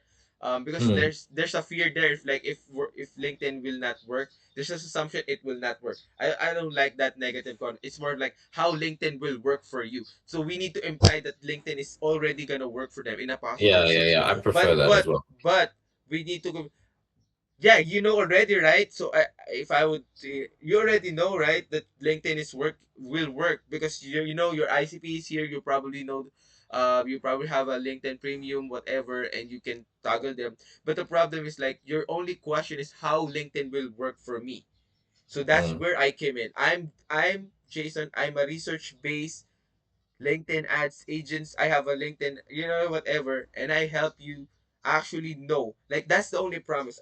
How LinkedIn will work, or it's not anymore a question of like whether LinkedIn will work or not. It's more how LinkedIn will work for you, not based on your observations or your what the guru tells or whatever, right?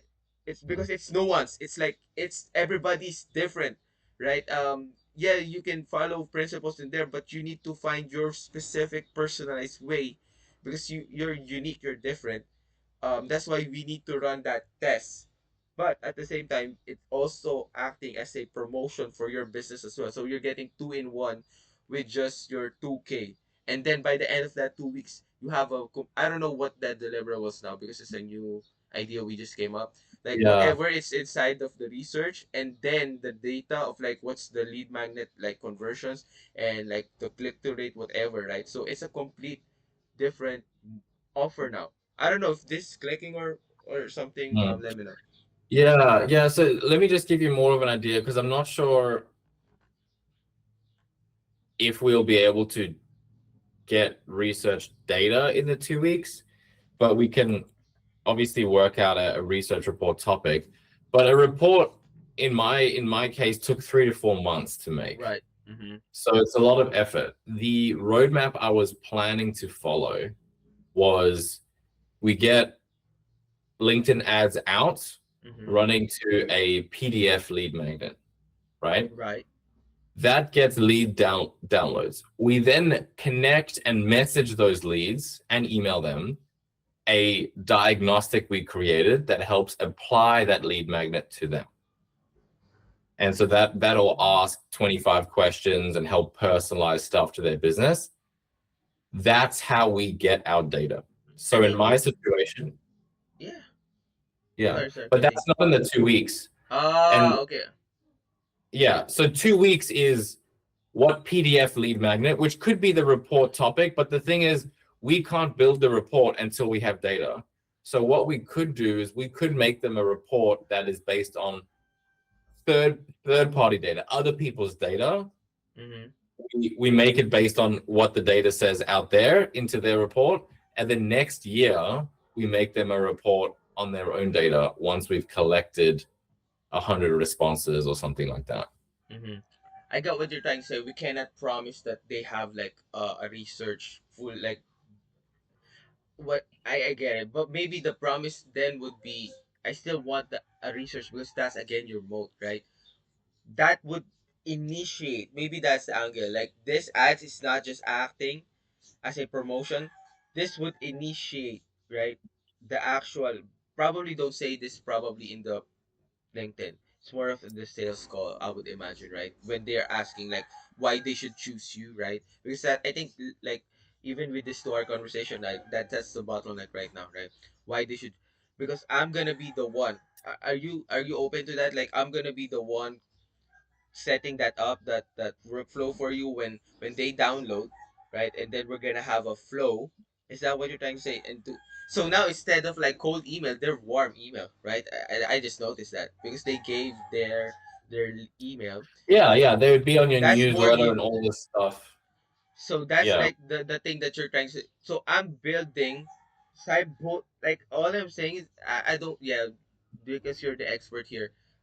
What I'm just saying is just at least the idea to help you is like, yeah, but I'm saying is like when you communicate it, the way that's you're unique, it's like you're embedding the research while you're, you know what I mean, promoting them. That's so unique. Like all the people is either connect doing heavy on the research or doing heavy on the promotion. Nobody's saying like I'm simultaneously doing both for you at the same time. I'm running the data, I'm collecting it, and I'm organizing it for you, and I'm giving you insights that only what you need because you don't want to read the data, right? But what I'm giving you at the end of this is like the result. So maybe that promise is like, yeah, once we have that, and then if somebody actually responded part of the 2 weeks, like a, maybe we can call it like a bonus. Or I don't know, man. You need to make this up. It's like I'm gonna help you create that lead flow for you, like a questionnaire, where um so that they can gather. I have a question. We can embed that immediately in the made up lead magnet. Am I correct? Before they get potentially. Can so I show you the sorry. flow? Mm-hmm. Let me Sure, just sure. show you. Mm-hmm. Okay, so we got the thought leader ads experiment, 2 weeks. Right. 3 posts, 3 lead magnet concepts. Right. They're not built. These are waiting lists. Right. Mm-hmm. Okay. Okay. I'm finding PDF lead magnets work better up front. So these would be PDF lead magnets. So like a research report, right? The next thing is then we have our monthly. So let's say this is 2K, including ad spend. Mm-hmm. Then we have our monthly thought leader ads. So this is monthly and it's going to be 5K. So this is going to be, say, 12 posts per month, and then thought leader ads. Mm-hmm. Also, we need to, so here after this thought leadership ad experiment, we know which lead magnet to build. So we got to build the lead magnet. So build the lead magnet. I don't have final prices on this, so I'm just going to guess, but let's say that's 5,000 to make a report. It's going to depend on how much we need to do. Is it just writing a report based on data they have, or do we need to research other people's research and compile it together? So there's a few options there. So they're building the lead magnet. That's the second thing. This lead magnet is what we're going to use here to run the thought leadership ads to.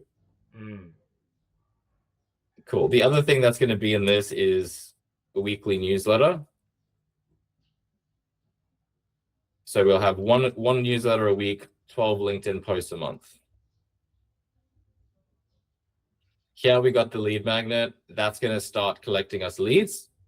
So that's what they need to do to get up and running. After this test, we should have one lead magnet concept that works. That's the goal, or works the best. Now, we don't have to pause the ads until this is built. We can keep the ads running to the waitlist, and we just keep that running. Every week we're building the waitlist. When this is done a month later or whenever, we then email everyone and let them know that's out. In the meantime, obviously, they can be contacting those leads on LinkedIn or wherever and seeing if they can have a chat. So that's those things. The next thing then is building a diagnostic or an assessment. So that'll be something like this. This is my version. It's a bit slow. Let me just go here. If you go to the website, we have a diagnostic here. Benchmark your Australian agency's growth metrics, built for 7 to 8 figure agencies from the financial data of Australian agencies doing 1 to 21 million. They answer some questions and we compare their agency to the average, to the top 25% across core metrics. This is what gets us data. So, okay. This is what I'm, okay, that's okay. I get it now. What That's would later. make, okay, so this is what I'm saying. Can we build this, and instead of this is like 1, 2, 3, this is like the fourth, just put it at the top. We Simultaneous. can. The problem is, Yeah, that's the thing. PDF lead magnets convert better in the ads, from what I've seen. Okay, got it. So this diagnostic is not used in ads. Oh, It's used when somebody actions an ad, they get this lead magnet. okay. I have a Once question. they get this lead magnet, we connect on LinkedIn and say, hey, as part of this lead magnet, we also have a diagnostic. Yes. So that's what, so, but all I'm trying to say is like, I'm not removing things. I'm just trying to compress and it is in front loading, I think, what they want. Because like this one is like, for me, so thought leadership ad experiment, right? 2 weeks, right? I think what you need is like immediately after that is like, what's this, like build the PDF, like this is the winning concept, right? The 5K, is this the winning concept for the 3? Yes. I feel like because you even said like the build a diagnostic 5K, right? It should connect immediately after that, not the monthly. You know what I mean? Like the flow that they got there, I think they would more likely to believe that that would make sense, because like I think what they want is just the research part, right? But this is going to take 6 months to a year to get them the research report. Got it. So you need to think longer term, because we need ideally at least 30, but ideally 100 submissions of this, right? Got it. We need 100 submissions of this. We need 400 submissions of this, maybe even 500 submissions of this, right? It can be $20 per lead. So $20 times 100. So that's, sorry, times 500. So that's $10,000 of ad spend. It depends how much they're spending. But if they're spending $2,000 a month, it's going to take 5 months. That's what I'm saying. To get enough data for the research report. Yeah, that's what and I'm then saying, it's going to take 2 months to write this research report. Got it. Fudge. But so I don't think that's a problem. Yeah. My understanding is we sell them this because they need to be thinking about a 1-year time frame anyway. Yeah. We sell this as the unique mechanism, but then we start small. I don't think they will mind that we're getting, Yes. because we're getting them leads. This is their marketing. Yeah. So We're this we're is already I'm setting them the up as research a thought report, leader, man. industry leader here. Woo. Yeah.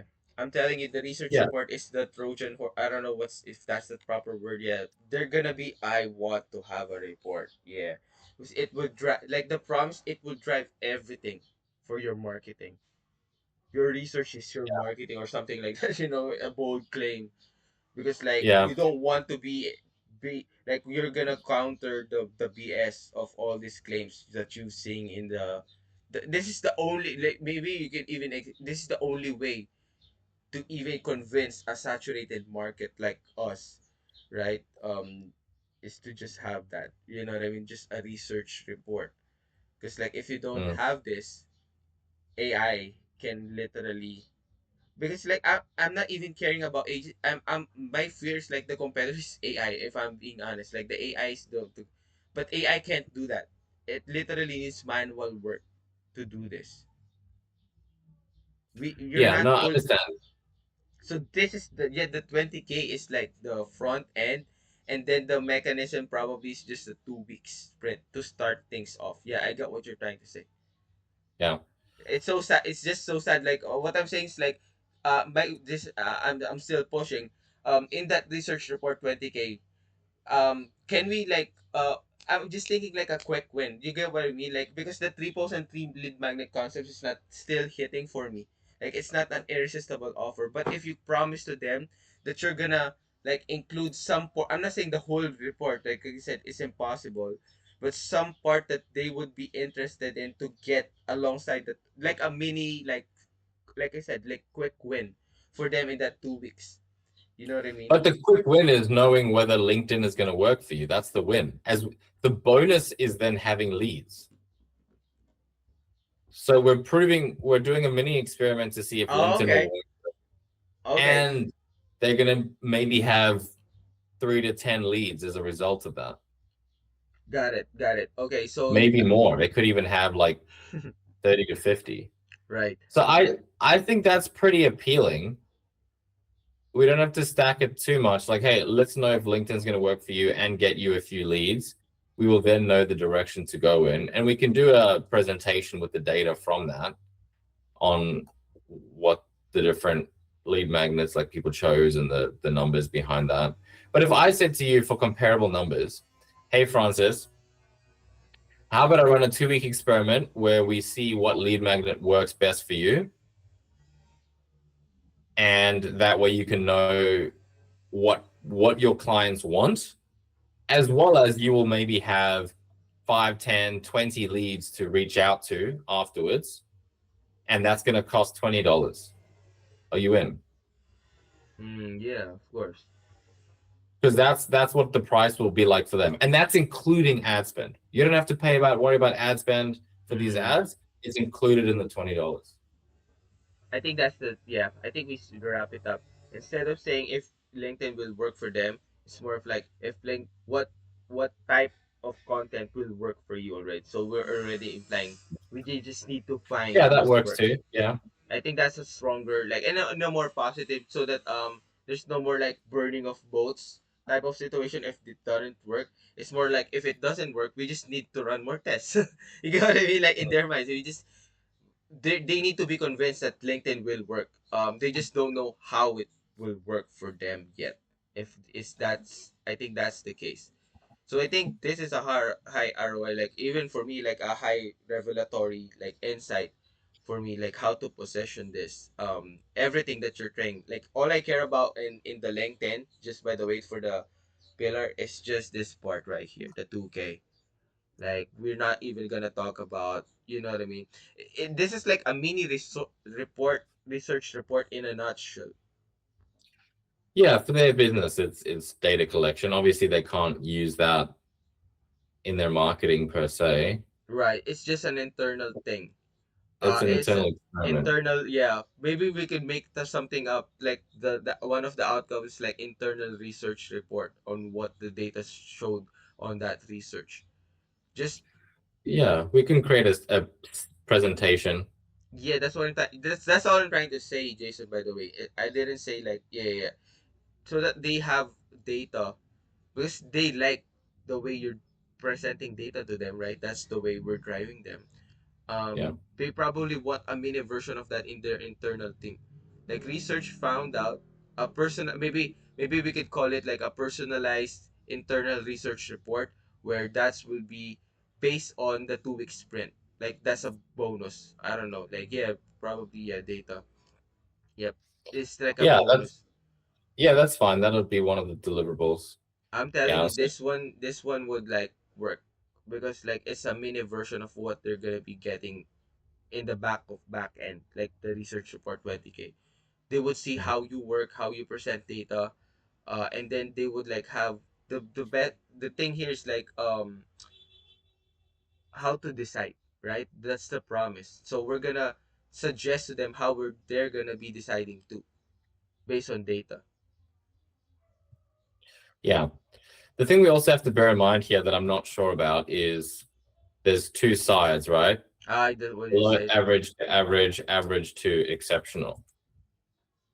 This speaks more to below average to average, which is majority of the market. Majority of the Mm, market doesn't have enough leads, right. I think that's your ICP too. Yeah, you mentioned. right? Yeah. This is applying more to average to exceptional. So there will be agencies that don't care. They just want leads. So we got to That's bear fine. that in mind as Yeah. well. I think the bigger guys, once they're like 5 million, 10 million, they will start to care about research. Once they're at least the agency that was doing 20 million, they cared about this, but they were already here. They wanted to Mm. get to here. But So we have to bear that mhm. in mind. Okay, so you said like almost all of the people will start below average to become average, right? But here's my thesis to what you're doing to them. I agree, but once they're starting to work with you, they're gonna be average, and by the time you're gonna promote the research report, anyways, they're already average, and now they want that new thing. You get what I Yeah, mean? yeah. So Yeah. you know what I mean? You're Yeah, helping them. We're not gonna say this that you're hey bro, you're below. Of course, this is an internal communication, mm, but I mm, believe that's why you're driving so much value for these folks, right? Yeah, mm. up until the monthly retainer, the 1 year or something, or maybe 9 month ish, you're just converting them to how to convert this agency to becoming a below average to become average. We need to brand that somewhere. Yeah, Like yeah, of course we're not gonna say this because it's very demeaning, but yeah, that's what you're doing. yeah, And yeah. then the only people in your roster of clients in the future that are gonna know the research report are the actual average folks that you know that they're Mm, average already, whatever that means, right? To making them exceptional, right? Because you're not gonna yeah, convince them anymore to doing more below average to average. They want to be exceptional now. They because they've seen the results probably at this point, right? There's so much data, the leads are flowing, but they need a system now to actually completely do this for next year or whatever, right? That's why you need a research report. So this is like mm. for progressive disclosure per se, they're not even gonna know this part for now. The Well, research we report. can let them know this if Okay. you think it's appealing up front to talk about how we don't just collect leads, we collect data and we work towards this. I'm fine to mention this as the long term because it is Yeah. appealing. We Yeah. just have to make sure we're not coming across as we will do research for you from your marketing because that's well, I don't need that if I don't have marketing. We need to Mm. make sure that it's clear that we will get you leads first Mm. and ultimately we will build a research report. So we need, as long as it's clear that we're doing both problems, I think this is Mm. still fine as an I aspirational. get what you're trying to say. Yeah. Mm. So as long as I don't think they have to be average first, because if they think we're just going to do a research report, they're not going to care because it's like, well, Okay. why do I want that? Uh, got it. I get what you're You trying to see? say. Honestly? Yeah, yeah. So that's what I'm saying. Like, the main. Okay. So the dream outcome at the end of the day, right, is you're gonna have predictable leads.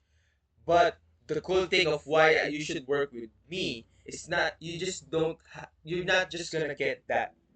If you continue to work with me, by the end of all of our conversation, you will end up having a marketing repo. Like it's more of like a side effect, but the side effect is so huge that it's you get what I mean, because everybody's claiming that lead angle, but nobody's claiming that simultaneously you're gonna. It's not. We're not saying that we're gonna push you to buy our 20K. It's more of like it's just naturally gonna like we can communicate it that way because I'm that guy. I know how to do it because I'm a research based agency. I just don't, you know what I mean? So, wow, that's Yeah, so yeah, unique. You see what I mean? Like, yeah, the promise still holds true.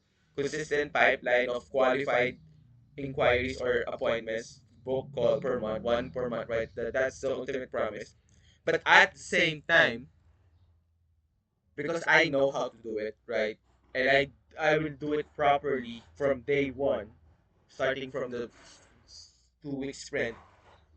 If you want, you have the option to actually have the data, market research data that you can push. But it's not that the main thing. Yeah, I know that's rough of us saying it, but that's the shizzle. You know, we can still figure that out. And but I think that's yeah. appealing. Again, that idea of why should you choose you? This is all I'm Mm. trying to solve. Like the research is there. Yeah, Why okay. they should choose you? Okay, cool. Yeah, so that would be the main reason. And the thing is, they don't need to do a report to get value from this data-led approach Right. because we can create a diagnostic, collect data, and use that data for their That's what I'm LinkedIn. saying. That's what I'm saying. Like all I'm Yeah. saying, like by the way, Jason, I think you're saying like I'm saying like you should use the. All I'm saying is like you have market research base. That's your angle. Like I'm doing it all market research base. Whether that's they're gonna use that front end, like literally the data that they're collecting on front end, or just internal. It doesn't matter for me. It's more of like I'm doing your market research as well. Whether you want to use that front face or internal, the value is the data because you're now basing yourself on the actual data, literally, right? Not on your opinion, what the guru say or what AI said. Um, Mm. I'm helping you simultaneously while collecting leads for you, generating results for you. You're also collecting that so that you can have. Why do you want that? It's because you want to have more leads in the first place, right?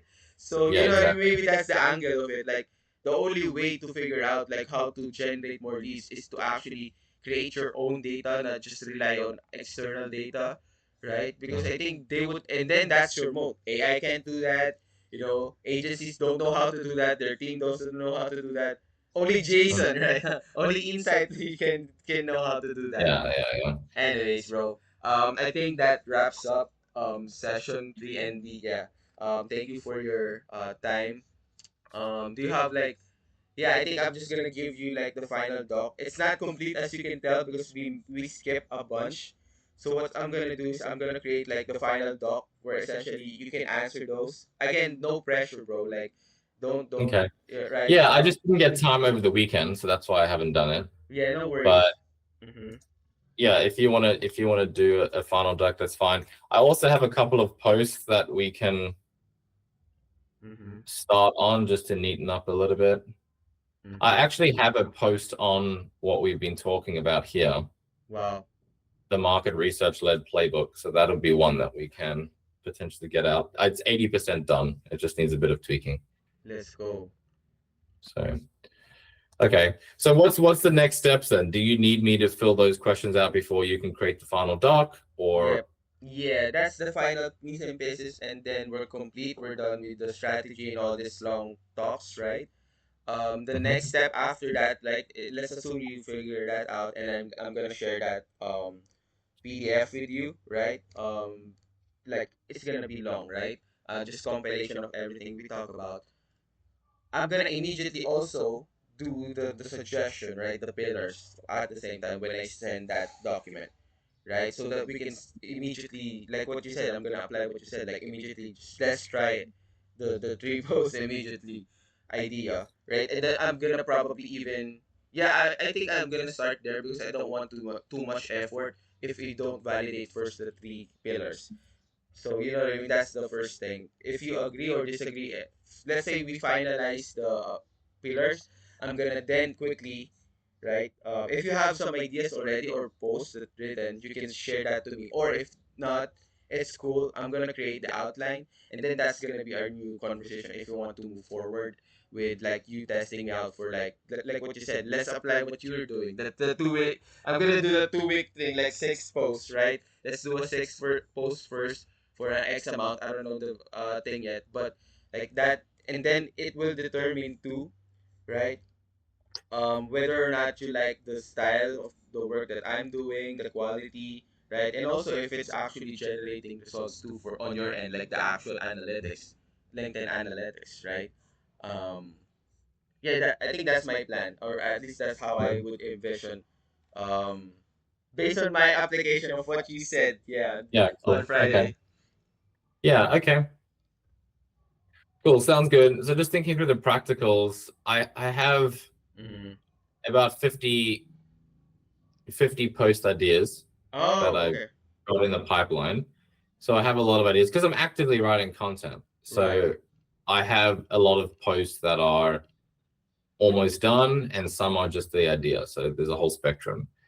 And then there's also the research report that you can read through and be like, oh, that's interesting, create a post on that, create a post on Mm-hmm. that. So there's a lot of content that you could start working from. And then obviously, if there's anything that we've discussed that you found interesting that you wanted to write about, Mm-hmm. you could do that as well. So those would be the three main sources: stuff that stood out to you, research report, and then the last one would be existing posts in the pipeline, just helping me finish that. Oh yeah, that would make it more sense and more like the context is rich in a sense for me to work around. Yep, Mm.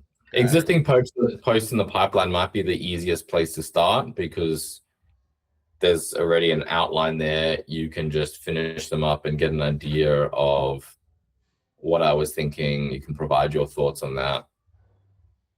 It'll just help us work together without a blank page because it can be very hard in the beginning to know how I like writing or how Mm, I like structuring things, because at the moment I have a certain structure, which again, I'm flexible to change. I thought it just might get us both up to speed quicker if we just work on yeah, the 50 post drafts. Yeah, the the 50 drafts, and also looking back to what you already written, and then the research report, and the sessions that we had. This right. mm, There's so much data now that I need to like synthesize essentially, right? So that we can come up with the six. Like at the end of the day, we're just gonna do the six, right? At the beginning, at least the sprint of what we're calling it, right? The 2 week sprint. And then let's just start with the pillars first. I think once I've done this, the pillar suggestion, because whether you work with me or not, if in all honesty, that will determine your future posts in a sense. So regardless, right? So I'm cool. doing it like, that's the highest right now. And then once we have that, that's gonna actually also gonna help me filter out those 50 drafts, right? And then how we connect it to the marketing report that you have. You know what I mean? Those pillars are literally the bottleneck right now. Yeah, Um, I would like pillars. That would be helpful. okay, got it. So, after we end this call, I'm gonna just wrap the questions that I said. Like could be useful for us to finish off Okay. the doc. Once you send that over, I'm gonna compile everything. Gonna send you the strategic foundation document. And then I'm gonna propose like yeah. Oh, you can. Oh, by the way, you can also send to the 50 immediately too if you want. If you have some links for me for that, like what you said, like We It might be helpful to have a meeting to just, well, maybe I can think through it. I think version one can be maybe we just work on 3 posts together. I'll oh, choose okay, 3 I like and that. then, That's a or good plan. whatever. It could be 6, but I just think 3 is Yeah, let's easier for start me to with just three. choose. Just three. Yeah, we don't even really need to do strategy or any of that kind of stuff. I can just say, here's the post, here's my ideas. What are Oh your yeah. ideas? Write them. Okay, And then, so I like that. That's easier. That's easier. Okay, let's just finish this first. I don't know if you like that, and mm, then do you want? Are you open for tomorrow? Like maybe less time, like not 2 hours, maybe. Just to have that conversation.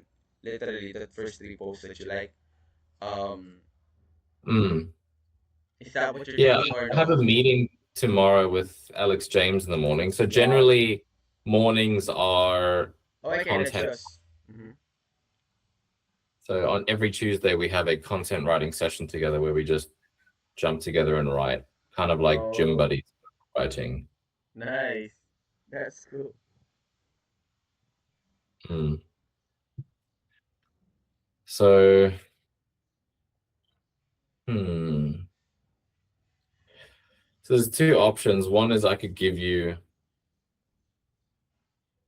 a few posts. I mean, the other idea is you can have a look through the research report, my posts, and you could propose 3 and then write 3. That's another idea. Or we can just move the call to Wednesday if Tuesday's super tight. If you have time Yeah, for that. Because I get what you're trying to say. That would be so immediate of feedback when we have just at least a call. It's like you already literally gonna communicate, bro. This is what I want to be written at the moment. You know what I mean? Because like even if I do all that data, it's like still me assuming what you would. Because if you already have a fixed thing that you want to write about, you know, I can't defeat that. You can't. I can't defeat that. You would also default back to. yeah. But yeah, I I like don't that. I don't really know. I don't have like a fixed. So the thing is, I don't have, because I'm not planning to stop writing. Mm-hmm. My goal is to keep writing. Right. Where I see you being helpful is doing 80% of the content, Mm-hmm. where you take the maybe the bigger pieces of content, all right? So the news research report, maybe I do some longer form stuff, and then you break that up and you take individual insights. Say there's 3 insights in one of these longer research chapters. That could be 3 separate posts. So Mm.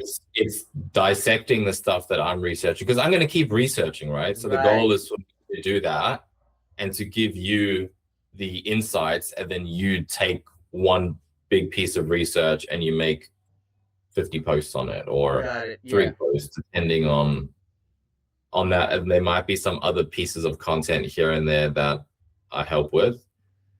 The bit I'm not sure about is what our pillars need to be, whether we're going to be talking about specific problems or how that lines up. So I guess step 1 is finalizing content pillars, and then step 2 would be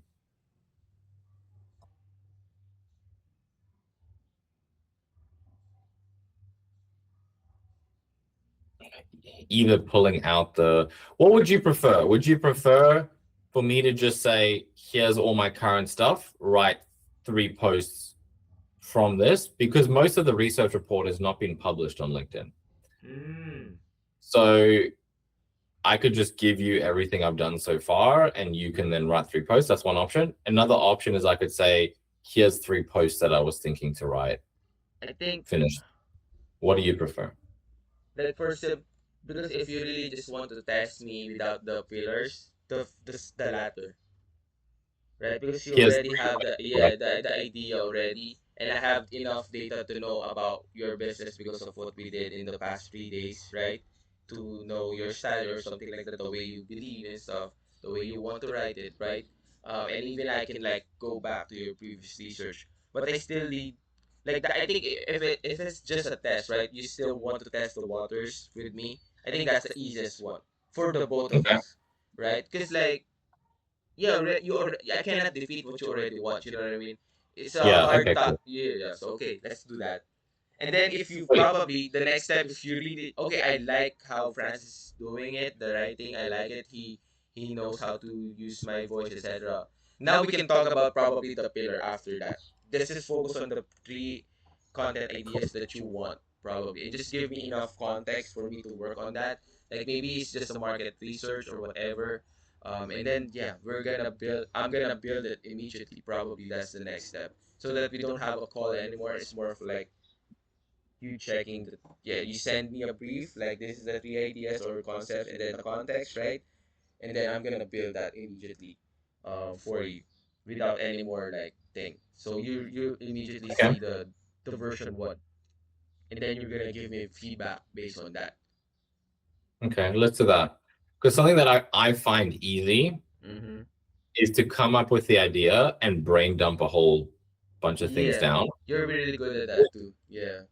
Yeah, the bit that's difficult is sorting through that and figuring out what order do I put it in, what do Yeah. I leave out, what do I leave in, what's missing, do we need an example, all of that.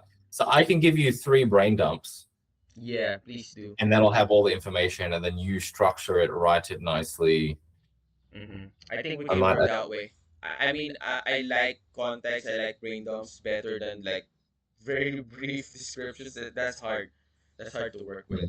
So I think if that's your future state of your dream, I just want when I'm walking, I'm gonna voice record something, and then I'm just gonna yeah, send it to that would be Francis, great. and then I trust him because I've seen his past work with me. He just knows how. He just gets me.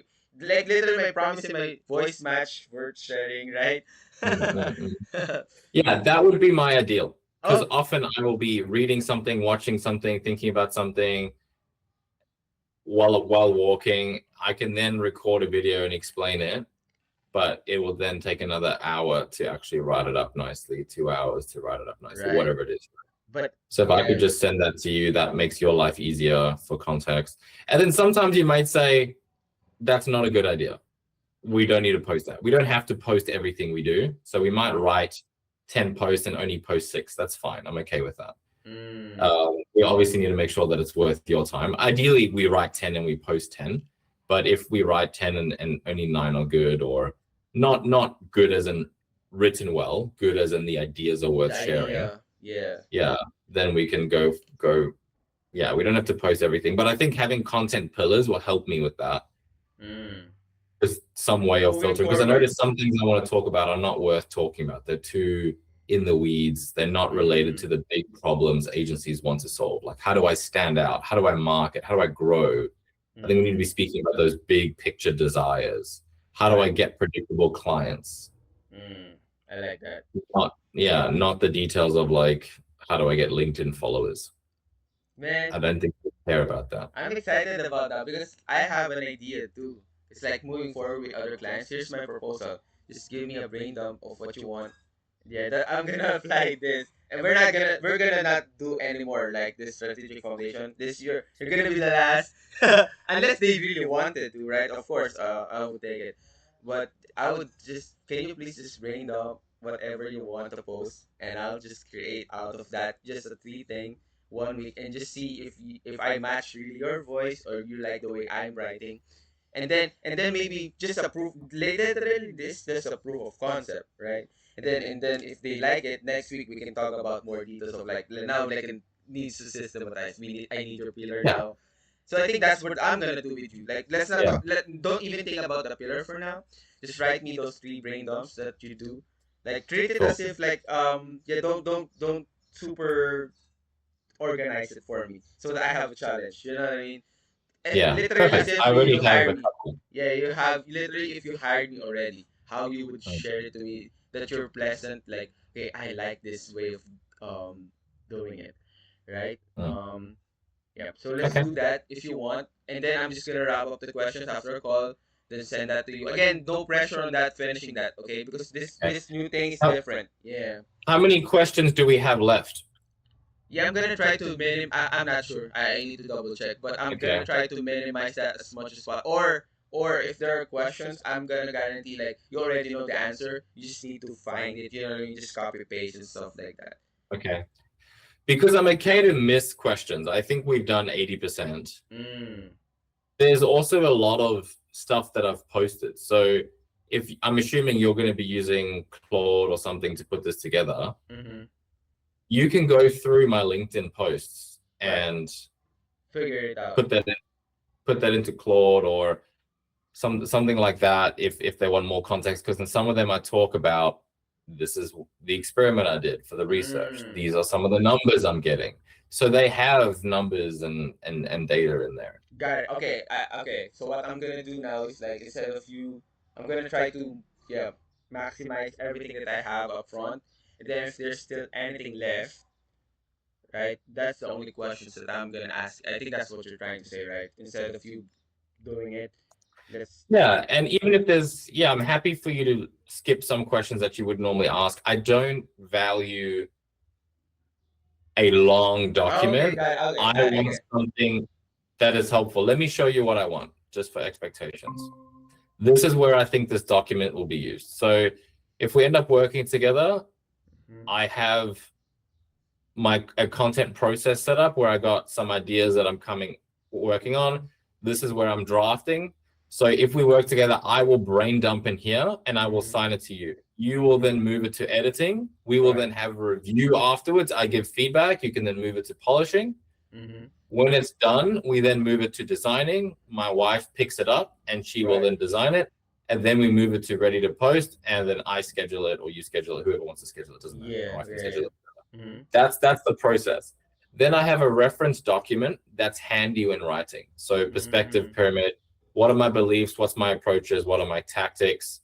In terms of content, um, yeah, I just have some, we can neaten this up a little bit, but I have a lot of different ideas in different areas. So like when it comes to expertise building, I just write down some ideas that we could talk about as we go. When it comes to Ooh. differentiation, marketing, copywriting. So it's like ideas are not the problem. It's getting structure and thinking about what's worth talking about. And then in terms of pillars, like we can work on like, or just have a document like these are the pillars. So Mm. what I'm getting at is what I would like is a document that's very short and able to be a reference document, like perspective pillars, bam. Mm. ICP, bam. Content pillars, bam. Origin story, bam. Now it doesn't have to be separate pages, but you're not going to read 2 pages on an origin story. One Mhm. paragraph is fine. Key Mhm. numbers, key things. That's right. Case studies. We could have one document, 2 case studies. My case study for Insight Leaf and Alex James's case study. Even dot points. It doesn't have to be a paragraph. It can be like, we did this, here's some of the results, then we did this, then here's the results. So we're doing this next. Like whatever it needs to be. Because I want to reference it. If it's long, we're not going to reference it. Got it. Okay. Wow, this is a new again insight to not to use that term. So, okay, yeah, thank you for sharing that because before what I'm doing is completely different. Yeah, it's just a mega file. But what you're saying is like you don't actually care about that because I'm not gonna use that anyways. I want some actionable, quick to reference types of documents. So Yeah. I can just so what you're saying, do you suggest because I can just do it like again with Claude or something like just multiple files. Like we'll probably only have six in a sense because we have six modules, and then I'm gonna You compile can that. Sorry, sorry. do it in one file, Okay. but you can do different. Are you going to do it in a Google Doc, right? Yeah, yeah. Yeah, do it in one file and just create separate sections. So see here, you got your tabs. Oh, yeah, yeah, yeah. So that's You what can you want. do You want yeah, that? because then we can put that in ClickUp where we have one document. Right. SOPs is maybe not the right name. Mm-hmm. And then we can have separate tabs here for ICP, pillars, and so on. And then it can just be outlined. For example, this might be like talking points or pillars. Like, all right, here's the main customer problems. Not enough leads. Lead inquiries too low. We don't stand out or we're compared too much, whatever it is. FAQs, what are the big questions people are asking? You know, should I share all my IP in my marketing? Or what does the data say is the best way to acquire clients? These are our specific insights, you know. Don't niche your agency, niche your advertising. Don't advertise your services, advertise the thinking behind them. Post content, boost what resonates. Don't just capture leads, qualify them. Like, what are the main one-liner insights that we have? So like this is it's very messy at the moment. So that's why I'm wanting something that's a bit neater. But like, what are the main client problems? What are the big questions that they're asking? What are our unique insights? Who's our ICP? What are our case studies? Quick reference. So if we ever need to find it, we'll actually reference it. Got it. Okay. I think I get what you're trying to say. Yeah, I'm gonna organize it that way. Like you said, multiple tabs instead of just one mega file. Um, Yeah. And I'm gonna try to make it really compact instead of really comprehensive. Like I did it before wrong. I now realize. Mm. Okay. Comprehensive is fine as a document to feed into Claude, Yeah. but we won't use that. Right. I'm gonna to create two. Yeah. One for the AI, one for us. Essentially, is what you're saying. I So got it. if that's easier, yeah, whatever works for you. But yeah, Okay. ultimately, I would want one that we can use. Yeah. Okay. Okay, and then I think for the easy for you to answer, what I'm gonna do when we create the what we're gonna use, right? I'm just gonna embed like a placeholder there to say like, oh, for example, the case study we didn't went that way, right? You just need to put that there. Essentially, that's all I'm saying. It's already organized. You know what I mean? You just need to work it there instead of me asking you to another question. So all I'm saying is after this call, I'm gonna compile everything already and do yeah, some background check on your LinkedIn to add more data for what I'm gonna be compiling. I'm gonna send the final version immediately, like what you said, the front facing that you're saying, the multiple tabs, and then I'm just gonna write multiple if it's really important. I think it's only few at the end of the day, right? Yeah, it would be nice if it could be under 5 questions. Okay. It would be helpful if you sent the questions as well, so I didn't have to look through the Oh, document. sorry. I'm Yeah, yeah. happy to answer that. I have written posts on Alex James's case study and my case study, so I can just send those through. So that'll be quick. Got it. Okay. So yeah, I'm just gonna do that. Quick questions and then just placeholder. Probably I'm just gonna change that anyways on my end.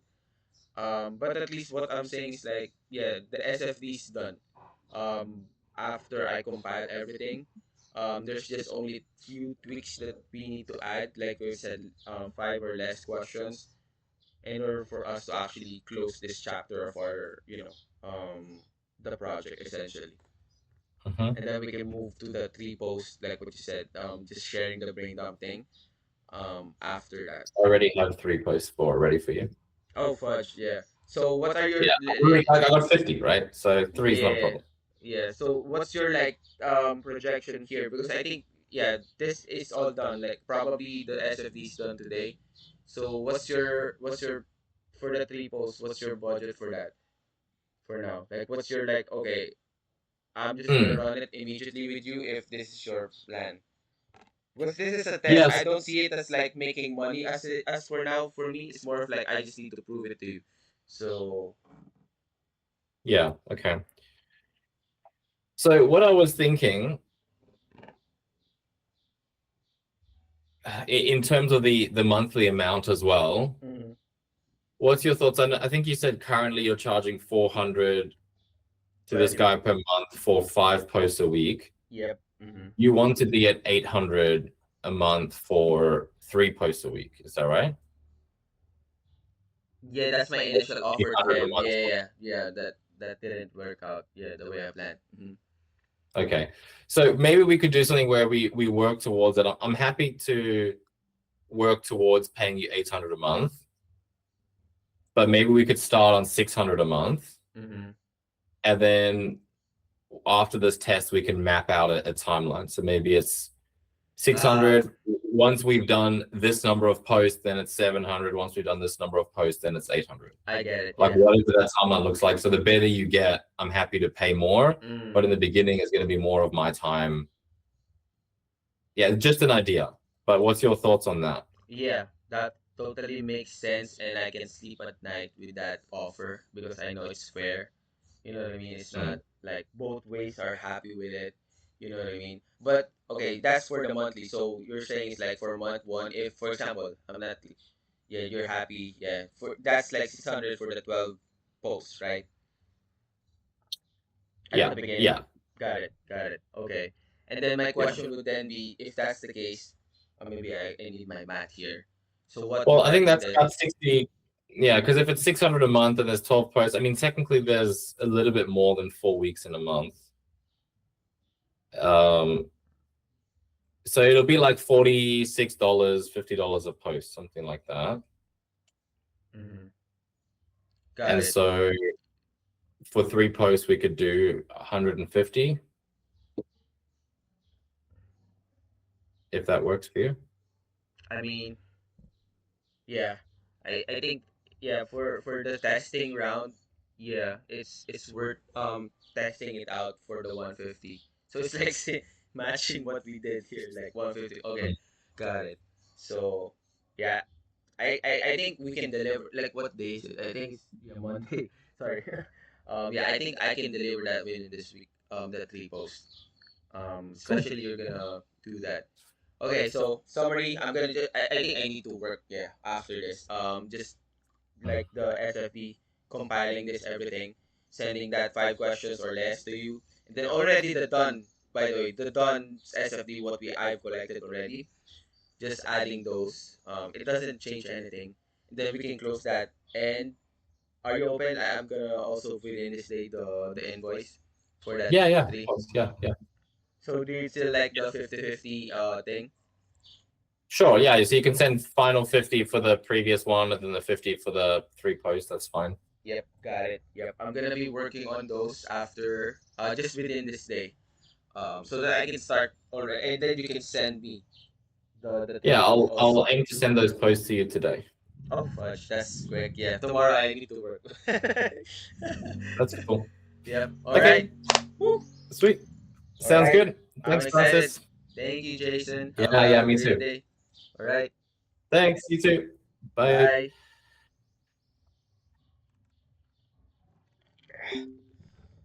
Bye.